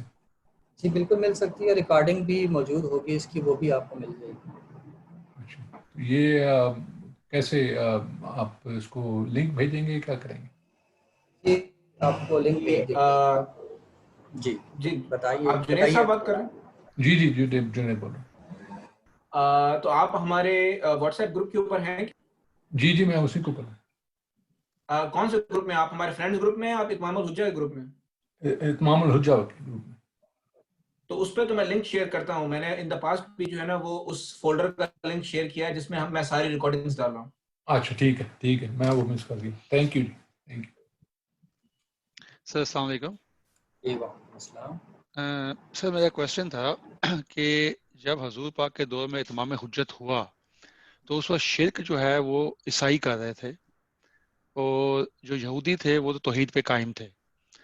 تو اگر میری انڈرسٹینڈنگ صحیح ہو رہی ہے تو جو قتال ہوا یہ عیسائیوں کا ہوا اس وقت، اور یہودیوں کو کہا گیا کہ وہ جزیہ دیں یا ٹیکس دیں اور وہاں پہ رہیں. تو اگر یہ چیز ٹھیک ہے تو آج کل کے دور میں اگر ہم دیکھتے ہیں کہ اس وقت جو ہے کرسچن جو ہیں وہ لیڈ کر رہے ہیں پوری دنیا کے اوپر، اور اس وقت یہودی جس طرح ابھی آپ نے کہا کہ وہ محکوم ہے، مطلب وہ اس کے مدد کے بغیر نہیں چل سکتے، اور ہم مسلمان بھی اگر دیکھا جائے تو اس وقت ہم بھی کرسچنس کو ہی اوبے کر رہے ہیں. تو کیا ہم بھی اپنی شریعت سے ڈیویٹ ہو چکے ہیں؟ اس لیے ہمارے اوپر بھی یہ اس وقت جو ذلت قائم ہے کہ ہمارے تمام اسلامی کنٹریز کو اگر دیکھ لیا جائے تو اس میں سب جو ہے وہ اس چیز سے گزر رہے ہیں اور کرسچن جو ہے وہ اس وقت لیڈ کر رہے ہیں. تو یہ اس کے فیکٹرز کیا ہوں گے؟ اس میں دو تین چیزیں اکٹھی ہو گئی ہیں. پہلی بات تو یہ ہے کہ اہل کتاب کا جو لفظ استعمال کیا جاتا ہے قرآن مجید میں، اس میں یہودی بھی شامل ہیں اور کرسچن بھی شامل ہیں. اور جو سزا ملی تھی رسول اللہ صلی اللہ علیہ وسلم کے وقت میں، وہ یہودیوں کو بھی وہی ملی تھی جو کرسچنس کو ملی تھی. کرسچنس اگرچہ شرک کر رہے تھے لیکن ان کو بھی اصطلاحی یعنی ٹیکنیکل مشرک نہیں کہا گیا تھا، اس لیے کہ وہ اپنی شرک کی تعویل کرتے تھے. وہ کہتے تھے ہم خدا کو ایک ہی مانتے ہیں لیکن اس کی تین صورتیں مانتے ہیں. تو چونکہ وہ ایک تعویل کرتے تھے تو تعویل کی ہمیشہ گنجائش دی جاتی ہے. یہ کسی وقت میں ہوا تو میں بتاؤں گا کہ اللہ تعالیٰ نے ان کو اتنی گنجائش دی ہے تعویل کرنے والوں کو کہ سورہ مائدہ میں لکھا ہے کہ اللہ تعالیٰ پوچھیں گے عیسیٰ علیہ السلام سے کہ کیا تم نے کہا تھا ان لوگوں کو کہ مجھے اور میری ماں کو معبود بنا لو؟ تو وہ کہیں گے کہ عیسیٰ علیہ السلام کہیں گے نہیں میں نے تو نہیں کہا تھا، میں نے تو یہی کہا تھا کہ توحید پر چلو، لیکن میرے بعد کیا ہوا یہ مجھے نہیں پتا. تو آپ کے یہ بندے ہیں، آپ چاہیں تو ان کو عذاب دے دیں اور چاہیں تو ان کو بخش دیں. اس پر اللہ تعالیٰ فرمائے گا کہ الیوم ینفع الصادقین صدقہم، آج کے دن میں سچوں کو ان کی سچائی کا صلہ دوں گا. یعنی یہاں پہ ہمارے نقطہ نظر سے یعنی عام جو سمجھا جاتا ہے یہ ہونا چاہیے تھا کہ اللہ کہے گا کہ بھی یہ تو تمہیں اور تمہاری ماں کو معبود بناتے رہے ہیں میرے بعد، میرے علاوہ، تو ان کو تو سیدھا سیدھا جہنم میں جانا چاہیے. لیکن اللہ تعالیٰ نے یہ بات نہیں کی. اللہ نے کہا کہ الیوم ینفع الصادقین صدقہم، آج کے دن ان میں سے جو سچے ہیں ان کو ان کی سچائی کا صلہ ملے گا، ان کو میں جنت میں داخل کروں گا. اس کا مطلب یہ ہوا کہ اگر شرک اگر تعویل کے ساتھ ہو اور دیانتداری سے کیا گیا ہو اور انسان کے پاس کوئی ویلڈ ایکسکیوز بھی ہو کہ بھئی مثال کے طور پر کرسچنس کے پاس یہ تھا کہ ان کی تو ابتدائی طور پر ان کی کتابیں ہی جو ہیں وہ شرک میں جو نا پال کی وجہ سے ابتدائی ہی میں یہ ٹرینٹی کا عقیدہ شامل ہو گیا تھا، تو ان کی ٹریڈیشن میں بھی یہ موجود ہے. تو پھر اللہ تعالیٰ جو ہے وہ ہر انسان سے اتنی توقع نہیں کرتا کہ وہ اتنی تحقیق کے ساتھ ایک ایک چیز کو سمجھے. اور پھر تو اگر کوئی غلطی کا شکار ہو گیا ہے تو اس کو ایکسکیوز مل سکتا ہے تعویل کی وجہ سے. لیکن اگر کوئی تعویل نہیں کر رہا اور کہہ رہا ہے نہیں جی نہیں خود ایک سے زیادہ خدا ہیں اور وہ اس کے اوپر اسرشن کرتا ہے، تو یہ ایک جھوٹ ہے، کسی کو دلیل ہی نہیں ہے. اس لیے اس وجہ سے شرک کو اللہ تعالیٰ معاف نہیں کرتا. لیکن تعویل اگر آ جائے شرک میں بھی کہ ہے خدا ایک ہی لیکن اس کے مختلف مظاہر ہیں، تو پھر اس تعویل کی وجہ سے کچھ لوگوں کو یہ مل سکتی ہے جو دیانتداری سے اور ان کے پاس کوئی ایکسکیوزز ہیں، ویلڈ ایکسکیوزز ہیں جو اللہ تعالیٰ دیکھے گا تو وہ ان کو اس بھی وہ دے سکتا ہے، کنسیشن دے سکتا ہے. تو اس لیے میں یہ عرض کر رہا تھا کہ جو رسول اللہ صلی اللہ علیہ وسلم کے وقت میں اہل کتاب میں یہودی بھی شامل ہیں اور کرسچن بھی شامل ہیں. کرسچن اپنے شرک کے باوجود اہل کتاب بھی شامل ہیں اور انہیں وہی سزا ملی جو یہودیوں کو ملی، محکومی کی، قتل کی سزا نہیں ملی تھی. دوسری بات آپ نے یہ کہی کہ ہمیں آج کے دور میں ہم جو محکوم ہے یا ذلت و رسوائی ہے وہ دین کی وجہ سے ہوئی ہے.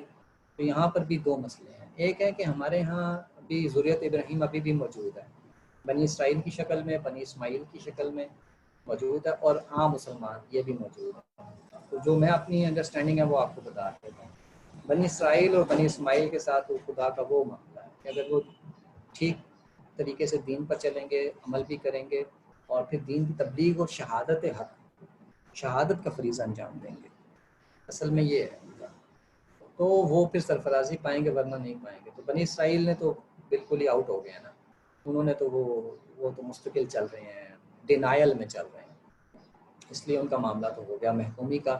بنی اسماعیل جو ہیں انہوں نے بھی جب اپنا منصب شہادت چھوڑ دیا, عقیدہ توحید پر تو وہ قائم ہیں, لیکن جب انہوں نے اپنا منصب شہادت چھوڑا ہے تو سرفرازی ان سے چھوٹ گئی ہے.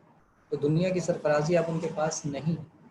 وہ بھی اگر آپ دیکھیں, یہ بنی اسماعیل وہی ہیں, عرب ہیں, تو یہ بھی اگر آپ غور فرمائیں تو بالکل اسی طرح مسیحیوں کے یعنی کرسچنس کے یعنی امریکہ کے موجودہ حالات میں امریکہ کے محکوم ہیں, بالکل ایسے ہی جیسے اسرائیل کی ریاست امریکہ کی محکوم ہے, اسی طرح یہ بھی امریکہ کے محکوم ہوئے ہیں.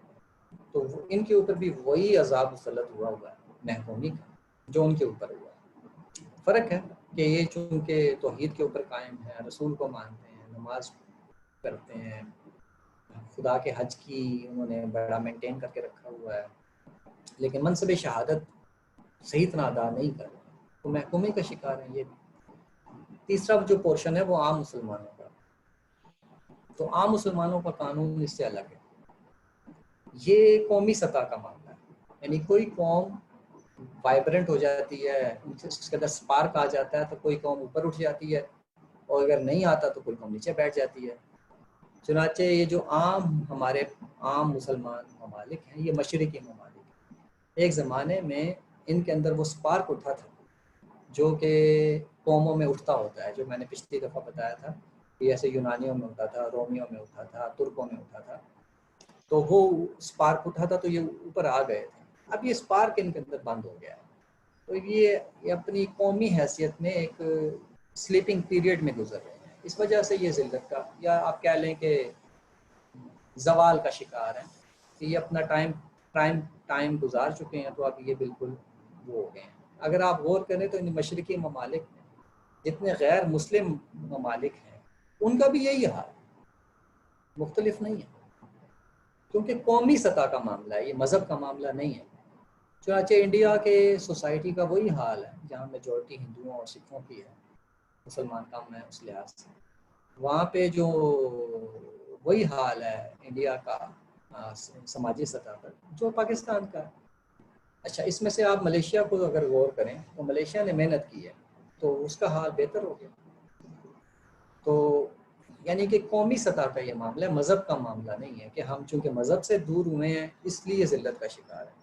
یہ کوائٹ پاسبل ہے کہ ایک مسلمان قوم جو مذہب پہ عمل اتنی نہ کرتی ہو, لیکن اگر وہ جو دنیا میں ترقی کے قواعد و ضوابط ہیں, محنت ہے, سائنس ہے, ٹیکنالوجی ہے, سب کچھ کرے تو وہ ترقی یافتہ بھی ہو سکتی ہے, اس کے باوجود کہ وہ دین پر عمل نہ کرتی ہو.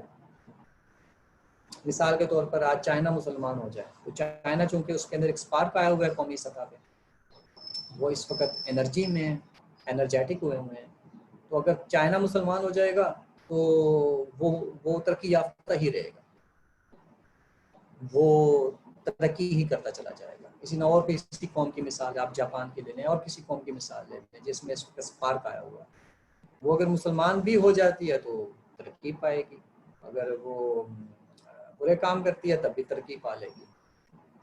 ہاں, بہت زیادہ ظالم نہ ہو جائے تو وہ اللہ کا الگ قانون میں آ جاتا ہے.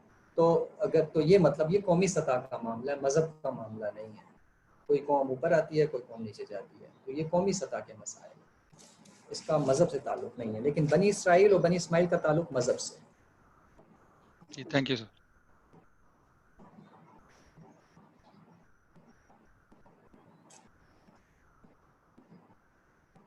یہ تو ابھی آپ نے بنی اسماعیل کے رول کے بارے میں بتایا, یعنی کہ ایک نیریٹو ہم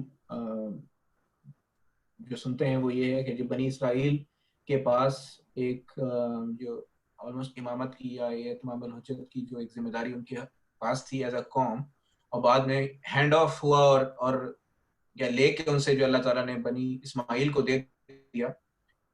اور آپ ان کے بارے میں بتا رہے تھے کہ آج بھی اگر وہ اپنی ذمہ داری کو نبھائیں تو اسی قانون کے مطابق اللہ تعالیٰ ان کو جو ہے جواب دے گا. اور اس میں پھر آپ نے جو مسلمان ان جنرل ان کے بارے میں بتایا، یعنی یہ جو مسلمان ان جنرل ہیں ان کا کوئی، ان کے لیے کوئی ایسا کوئی لاہ عمل ہے یا نہیں ہے؟ مطلب اس میں بس ہم یہ قرآن کی جو جنرل گائیڈنس ہے وہ مسلمان لے لیں، اور اللہ تعالیٰ نے جو یونیورس کے اندر اپنے ایک جنرل فزیکل قوانین نافذ کیے ہوئے ہیں ان کے مطابق اگر چاہے مسلمان ہو غیر مسلم ہو جو بھی ہے وہ اس کے مطابق عمل کرے تو وہ اس کے فائدے اٹھا سکتا ہے اور ترقی بھی کر سکتا ہے، دوسروں پہ دوسروں کے اوپر جو ہے وہ حاوی بھی ہو سکتا ہے. تو کیا صرف مسلمان کے لیے وہی ہے، یا یہ جو ہینڈ آف ہوا ہے اور بنی اسماعیل کے پاس ایک ذمہ داری آ گئی ہے تو کسی ادنا درجے میں ان جنرل جو پوری مسلمان قوم میں جو صرف ایک کلمے کے تحت جو ہے اس میں شامل ہوتی ہے، کسی نسلاً ان کے اوپر کوئی وہ نہیں ہے، کوئی تعلق نہیں نسلاً، کیا اس کا اس اتمام حجت سے کوئی کسی ڈگری میں کوئی لنک رہتا ہے یا بالکل نہیں ہے؟ جی ہاں، اس میں دو باتیں ہیں. ایک تو بات میں نے وہ عرض کی کہ عام لوگوں کے لیے پھر عام قانون ہے، محنت کریں پھل کھائیں، نہیں محنت کریں گے تو پھل نہیں کھائیں گے، چاہے کتنے ہی اچھے مسلمان بن جائیں نہیں ملے گا پھل دنیا میں. تو یہ ایک عام قانون تو یہ ہے. اس کے ساتھ لیکن ایک اور چیز بھی جڑ گئی ہے کہ اگر کوئی اور قوم فرض کریں یا کوئی گروپ آف پیپل منصب شہادت کی ذمہ داری اٹھا کے چل پڑتا ہے تو پھر ان کے لیے یہ توقع ہو سکتی ہے کہ اللہ تعالیٰ کی اس طرح ان کے لیے مدد آئے کہ وہ بھی اس طرح سرفرازی کے انعامات انہیں ملے قومی سطح پر. یعنی آئیڈیل فارم ہے، ایسے ہوتا ہے، ایسے ہوا نہیں ہے پوری تاریخ میں، لیکن اگر ہو ہی جائے، اگر کوئی قوم اٹھے اور منصب شہادت کی ذمہ داری کو ایسے اڈاپٹ کر لے جیسے کہ بنی اسماعیل اور بنی اسرائیل کے اوپر ہے، تو ان کے لیے پھر ہم قیاس کریں گے اور توقع کریں گے کہ اللہ تعالیٰ نے جو وعدے بنی اسماعیل اور بنی اسرائیل کے لیے کیے ہیں وہ ان کے حق میں بھی پورے ہوں. اور اس کی وجہ یہ ہوگی کہ یہ وجہ نہیں ہوگی کہ اللہ تعالیٰ نے وہ قانون ان کے لیے بھی بیان کیا ہے، بلکہ یہ وجہ ہوگی کہ اللہ تعالیٰ فیاض ہے، سخی ہے، رحم کرنے والا ہے، مہربان ہے، اپنے لوگوں کی ایفرٹ اسے پسند آتی ہے، اپنے دین کو وہ غالب ہوتے اسے دیکھنا چاہتا بھی ہے.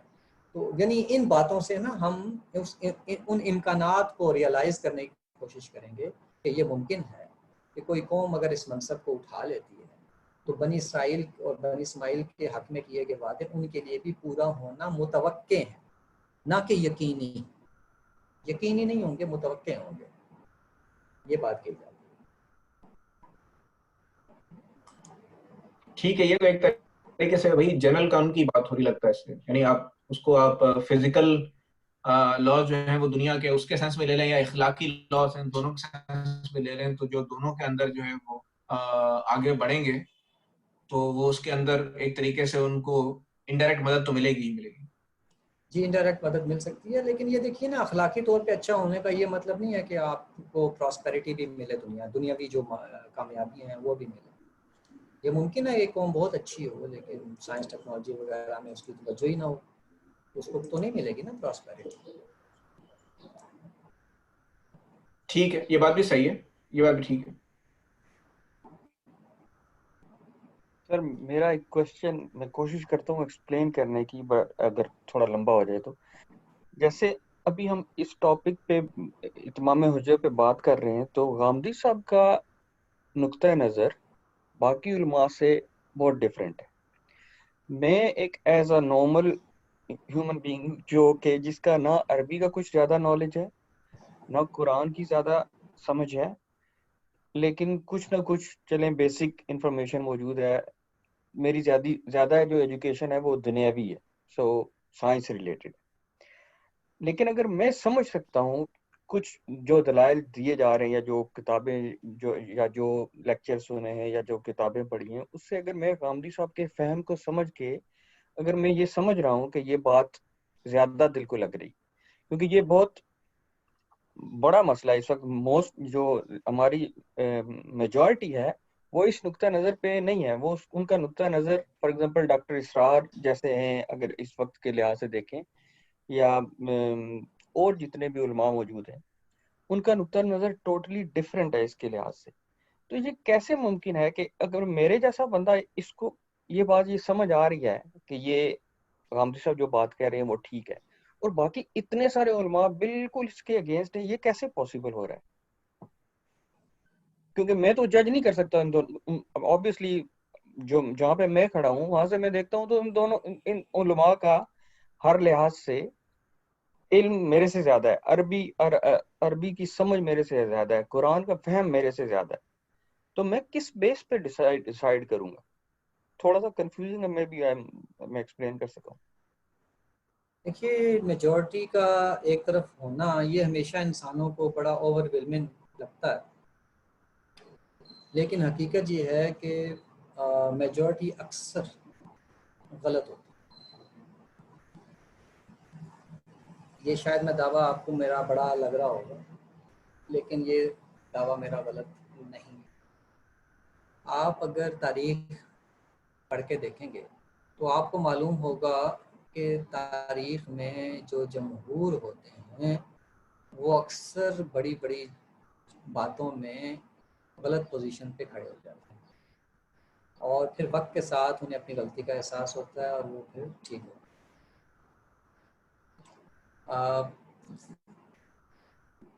آپ یہ دیکھیے کہ حضرت ابو بکر سے شروع کر رہے ہیں، غیر نبیوں سے شروع کر رہے ہیں. نبیوں کا تو معاملہ یہ ہوتا ہے کہ وہ پوری دنیا کے خلاف اکیلے کھڑے ہوتے ہیں، اس وقت بھی جمہور ان کے خلاف ہوتے ہیں، لیکن آپ کہیں گے وہ تو نبیوں کا معاملہ ہے. تو آپ ابو بکر صدیق رضی اللہ تعالیٰ عنہ کو دیکھیے، وہ جو اقدامات کرنا چاہتے تھے سارے صحابہ کی میجورٹی اس کے خلاف تھی، کہ منکرین زکوٰۃ کے خلاف جہاد نہیں کرنا، اور دوسروں اور بھی جو کچھ گروپس تھے ان کے خلاف نہیں کرنا. حضرت عمر جیسے صحابی بھی اس کے تھے کہ انہیں ابھی نہیں کرنا چاہیے، لیکن ابو بکر کی بات درست تھی رضی اللہ تعالیٰ عنہ، اور پھر سارے کے سارے جو ہیں وہ قائل ہو گئے حضرت ابو بکر. اسی طریقے سے حضرت عمر کے زمانے میں جو اقدامات آپ نے کیے، آپ نے عراق کی زمینوں کا مسئلہ حل اٹھایا، اور بھی اس طرح کے بہت سارے فقہی مسائل آپ کے زمانے میں پیش آئے، تو آپ نے ایک موقف اختیار کیا، اور سارے صحابی ایک طرف کھڑے تھے اور حضرت عمر ایک طرف. اور آخر 2 مہینے یا 1 مہینے کی بحث ہوئی تھی عراق کی زمینوں کا کیا کرنا، اسی طرح اور بھی کچھ مسائل تھے. تو ان میں آخر حضرت عمر کی رائے درست ثابت ہوئی، اور وہ سارے کے سارے اس کے قائل ہوئے کہ آپ کی رائے درست تھی. اسی طریقے سے آپ آگے تاریخ میں جائیں تو آپ کو پتہ چلے گا کہ جب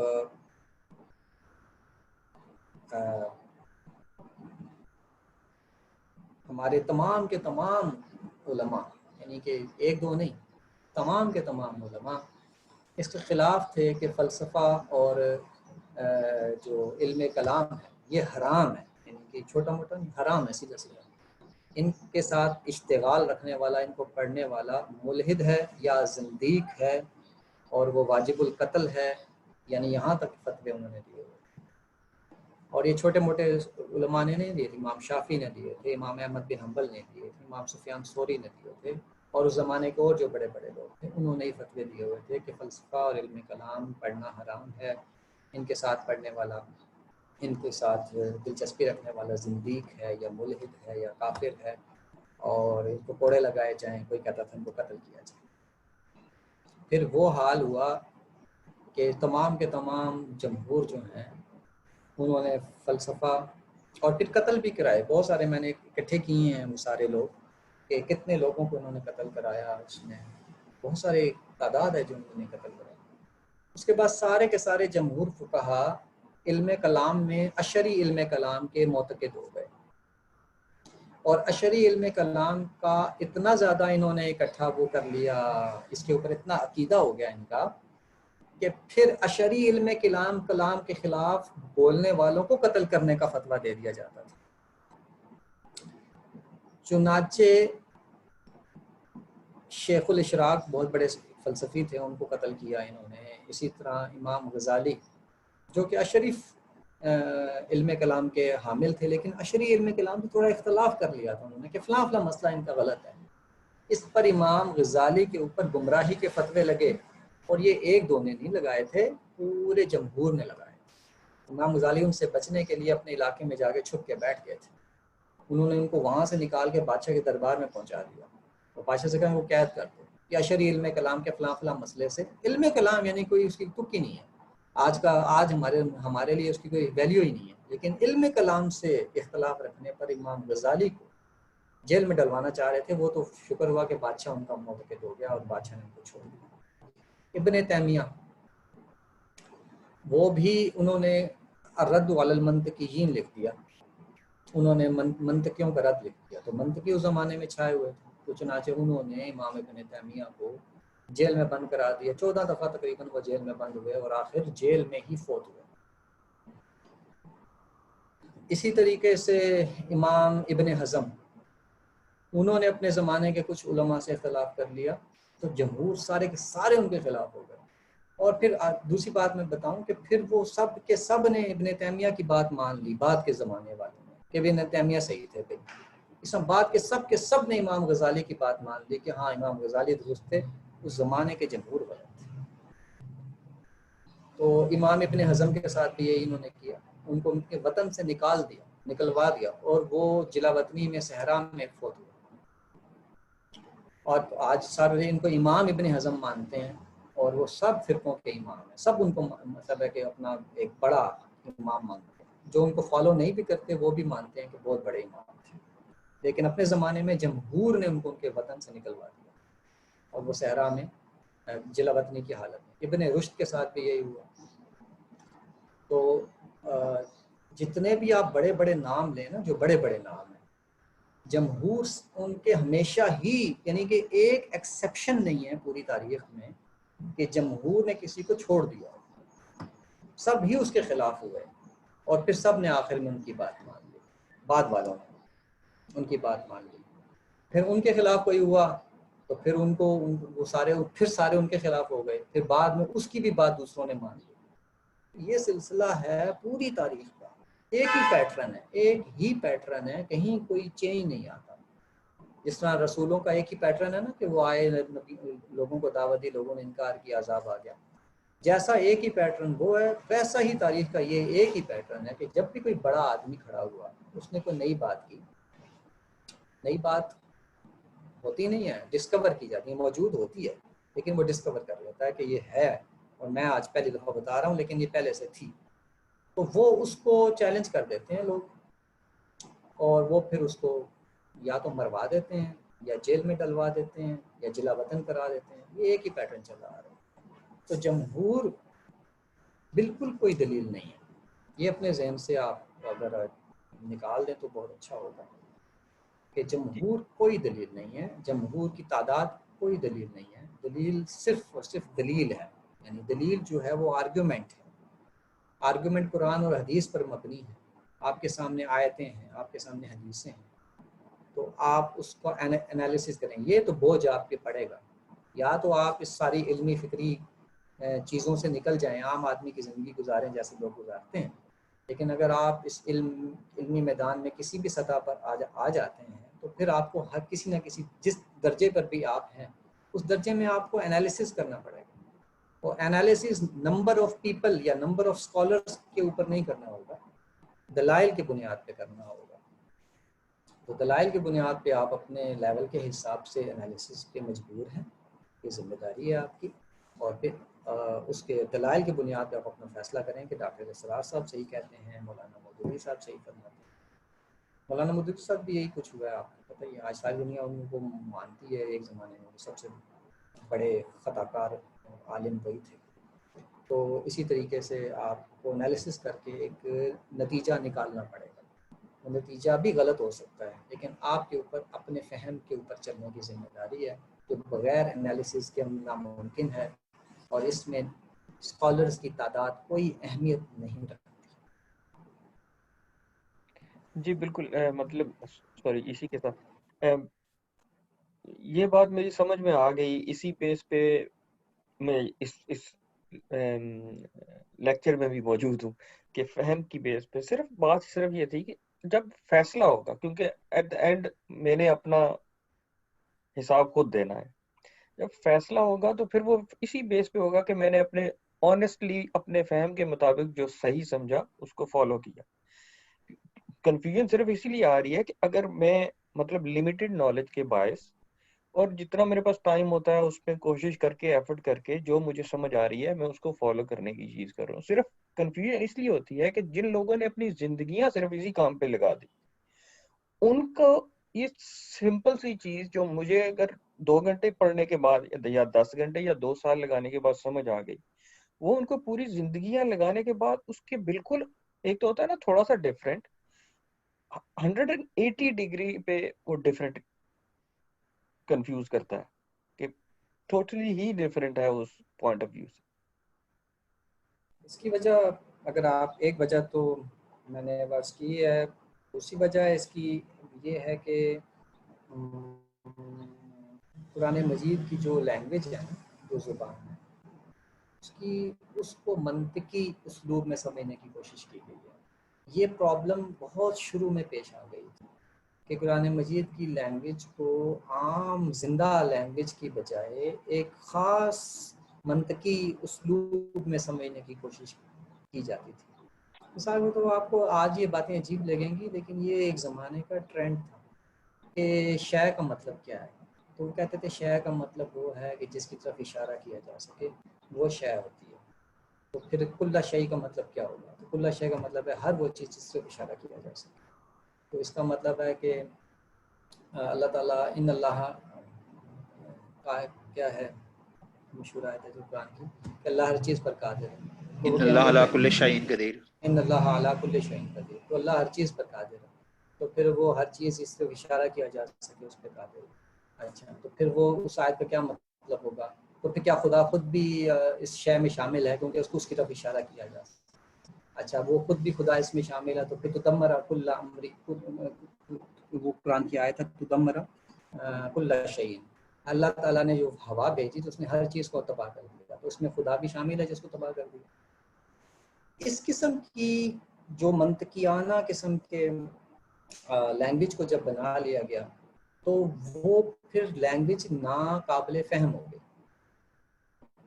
جب یہ کہا گیا کہ امر واجب کے، یہ پھر آپ مشکل بحثیں شروع ہو جائیں گی فن کی کہ یہ کہہ دیا گیا کہ جب امر آئے گا تو وہ وجوب کے لیے ہوتا ہے، حالانکہ امر جب بھی آئے گا وہ وجوب کے لیے ہوتا ہے اور قرینہ بتائے گا کہ وہ وجوب کے لیے، اگر نہیں ہے تو قرینہ بتائے گا ورنہ وہ وجوب کے لیے ہوتا ہے. یہ اصول ہی غلط تھا. اس طرح مطلق جو ہوگا وہ مطلق ہی ہوگا جب تک کہ اس کے ساتھ قرینہ نہ جڑ جائے جو یہ بتائے کہ یہ مطلق نہیں ہے یا اس میں کچھ قید موجود ہے. جب تک اگر قرینہ موجود نہیں ہے تو پھر وہ مطلق ہوگا. یہ اصول ہی غلط ہے. اس قسم کے اور بھی بے شمار اصول ہیں جن کی وجہ سے وہ قرآن مجید کی جو لینگویج ہے وہ ایک زندہ لینگویج ہونے کی بجائے وہ ایک منطقی قسم کی لینگویج بن گئی. جب منطقی لینگویج بن گئی تو وہ سمجھ ہی نہیں آتی تھی بات ہو کیا رہی. یہ سارے مسائل تھے جس کی وجہ سے وہ سیاق و سباق، نظم کلام، ان چیزوں کی رعایت ختم کر دی. تو پھر امت جو ہے وہ پھر ایک سے ایک سفر پہ چل پڑی. مطلب ہم پھر اب یہی آپ کو کہہ سکتے ہیں، حقیقت تو پھر یہی ہے ہماری نظر. اس کا اگر آپ تفصیل سے دیکھنا چاہیں تو ساجد حمید صاحب کا مضمون ہے قرآن قطعی الدلالہ کیوں نہیں. اس میں انہوں نے امت کی اس علمی اور فکری انحرافات کی پوری تاریخ بیان کی ہے، جس سے آپ کو پتہ چلے گا کہ کیوں لوگ جو تھے وہ قرآن مجید کی بات کو سمجھ نہیں پا رہے تھے. جی اسی میں ایک بات ایک طرح سے ایسے کامنٹ ہی ایڈ کروں گا کہ ہم اکثر جسے کہتے ہیں جب کسی بھی باڈی آف نالج کو دیکھتے ہیں یعنی پیچھے مڑ کے دیکھتے ہیں تو ہم سمجھتے ہیں کہ یہ نیسسریلی جو ہے نا یہ سب علمی گراؤنڈ کے اوپر کھڑی ہوئی ہے، اور ہر چیز جو ہے نا وہ اس کے اندر جو ہے وہ کسی لاجیکل جسے کہتے ہیں نا کسی اس میں کوئی لاجیکل پروگرس ہے، اس کے اندر جو ہے نا وہ سارے اس کے اینٹیں جو ہے نا وہ ایک لاجیکل انداز میں رکھی، حالانکہ وہ ایک سوشل اور ایک ہسٹوریکل پروسیس کا نتیجہ ہوتی ہیں، اور کسی خاص دور میں کیا سوشل کیا پولیٹیکل اکنامک ڈفرینٹ طرح کی فورسز ہوتی ہیں جو کہ اس کو کسی ایک گلی میں ڈال دیتی ہیں، کبھی کسی دوسری گلی میں ڈال دیتی ہیں، اور جو ہمارے سامنے ایک نتیجہ ہوتا ہے، جو ساری جو چیز ہم دیکھ رہے ہوتے ہیں وہ اصل میں اس سارے پروسیس کی ایوولوشن کا ایک رزلٹ ہوتا ہے. وہ کبھی بھی یعنی علمی طور پر جسے کہتے ہیں نا کہ ایک پیور یا کسی ایک ریفائنڈ آنسر کو ریپرزینٹ نیسسرلی نہیں کرتا. ایسی میرے ذہن میں یہ کامنٹ آیا تھا آپ کا اس پہ، یعنی آپ کی بات سے میں اس کو ریلیٹ کرنے کی کوشش کر رہا تھا. میں یہاں پر ایک بالکل درست فرما رہے ہیں آپ. میں یہاں پہ آپ کو ایک مثال دیتا ہوں، آپ کو سمجھ آ جائے گی.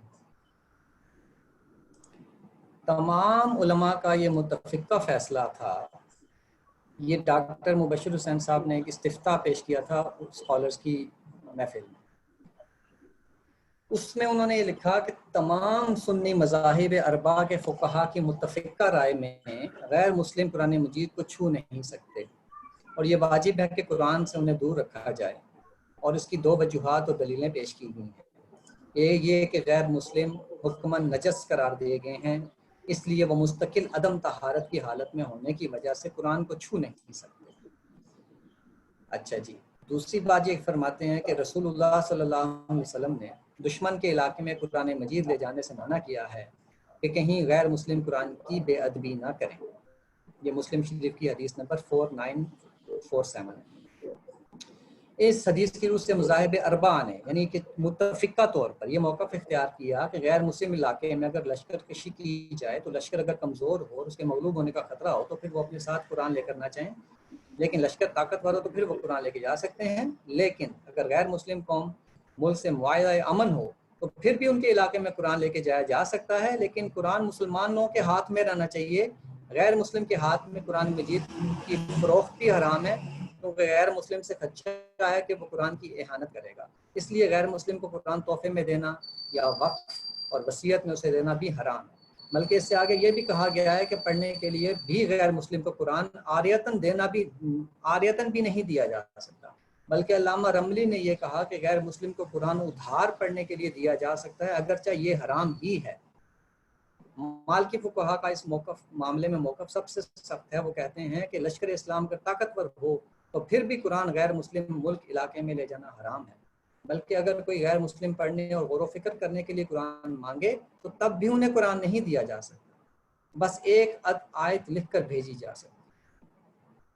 اب یہ وہ فتوے ہیں جو متفقہ طور پر موجود ہیں ہماری فقہی ڈسکورس میں، اور جو لوگ آج بھی اس کو تسلیم کرتے ہیں تو وہ آج بھی انہی چیزوں کے قائل ہیں کہ غور و فکر کے لیے مانگے غیر مسلم تب بھی اسے نہیں دیا جا سکتا، وہ نجس ہے تو اس کو وہ نہیں ملتی. اب آپ سوچیں کہ یہ فتوے آج کے دور میں آپ ان کو کس نظر سے دیکھتے ہیں، اور یہ جس وقت بنے تھے وہ کیا تھا، اور یہ سب کا سب اتفاقی ہے، یعنی کہ ایک دو نے نہیں کہا ہوا، یہ متفقہ فتویٰ. تو آج کے دور میں جب اسکالرز اس ڈسکشن میں آئے تو پھر اسکالرز کو یہ کہنا پڑا کہ جی ان کے اوپر عمل نہیں ہو سکتا. یہ تمام کے تمام اجماعی متفقہ جمہور کے مسلک سے اور موقف سے الگ کر کے تو نیا فتویٰ جاری کیا گیا ہے کہ نہیں جی دیا جا سکتا ہے. اب دیا جا سکتا ہے یا نہیں دیا جا سکتا، مطلب اس میں ہم اس معاملے میں پڑ جائیں کہ ہم جمہور کے خلاف جا رہے ہیں یا اجماعی موقف کے خلاف جا رہے ہیں، یا پھر ہم یہ سوچیں کہ انہوں نے یہ موقف کیسے بنا لیا تھا. تو اس کا جواب پھر ڈاکٹر رضی الاسلام ندوی صاحب نے یہ دیا کہ بھائی یہ اس زمانے میں غلبے کی نفسیات کے تحت یہ چیزیں کی گئی. جیسے ابھی رضا صاحب فرما رہے تھے نا کہ مختلف economical factors, political factor, socio political factor involve ہو جاتے ہیں جو ذہنوں پر اثر انداز ہوتے ہیں. تو ہوا یہ کہ اس زمانے میں مسلمان غلبے کی نفسیات میں تھے، اس زمانے میں پھر اس قسم کے فتوے بھی متفقہ طور پر جاری ہوئے. تو آپ دیکھیے کہ غلبے کی نفسیات کس قدر متاثر کرتی ہے کہ سب نے کے ذہنوں میں ایک ہی بات آ رہی ہے. آج جب ہم ان چیزوں کو دیکھتے ہیں تو ہمیں یہ درست نہیں لگتی. تو اس لیے میں یہ عرض کر رہا تھا کہ چیزوں کو آرگومنٹ کی بنیاد پہ دیکھنا، آبجیکٹو طریقے سے چیزوں کو دیکھنا. یعنی قرآن مجید میں تو نہیں اللہ تعالیٰ نے کہا تھا نا کہ غیر مسلم کو نہیں دینا. تو ہم چیزوں کو جب آبجیکٹو طریقے میں آتے ہیں، سائنٹیفک طریقے میں آتے ہیں، آبجیکٹو طریقے سے چیزوں کو دیکھتے ہیں، اپنے ذہنوں سے تعصبات نکالتے ہیں، تو پھر ہمیں چیزیں زیادہ حقیقتیں نظر آنا شروع ہو جاتی ہیں. تو ایک طرح سے مسلمانوں کو جو زوال ہے اس نے ایک طرح سے راہ کھولی ہے مسلمانوں کی کہ وہ چیزوں کو ذرا اپنی پرانی نفسیات سے نکل کے چیزوں کو دیکھیں تو وہ انہیں اور چیزیں سمجھ آنا شروع ہو جاتی ہیں، حقائق اور طرح سے سمجھ آنا شروع. جی سر، تھینک یو ویری مچ. وقت تو ہمارا ہو گیا ہے اور پھر اگر کوئی کویشچن نہیں تو انشاءاللہ ہم پھر کلوز کر لیں. جی بہت شکریہ تو آپ کر سکتے ہیں ورنہ کلوز کر دیتے ہیں. جی سر، تھینک یو ویری مچ. اور تمام لوگ جو آج شامل ہوئے ان تمام لوگوں کا شکریہ، اور پھر انشاءاللہ ہم اگلے اتوار کو ملیں گے انشاءاللہ. Thank you very much. Thank you very much, بہت ویری انفارمیٹیو. اللہ سر، السلام علیکم. وعلیکم السلام.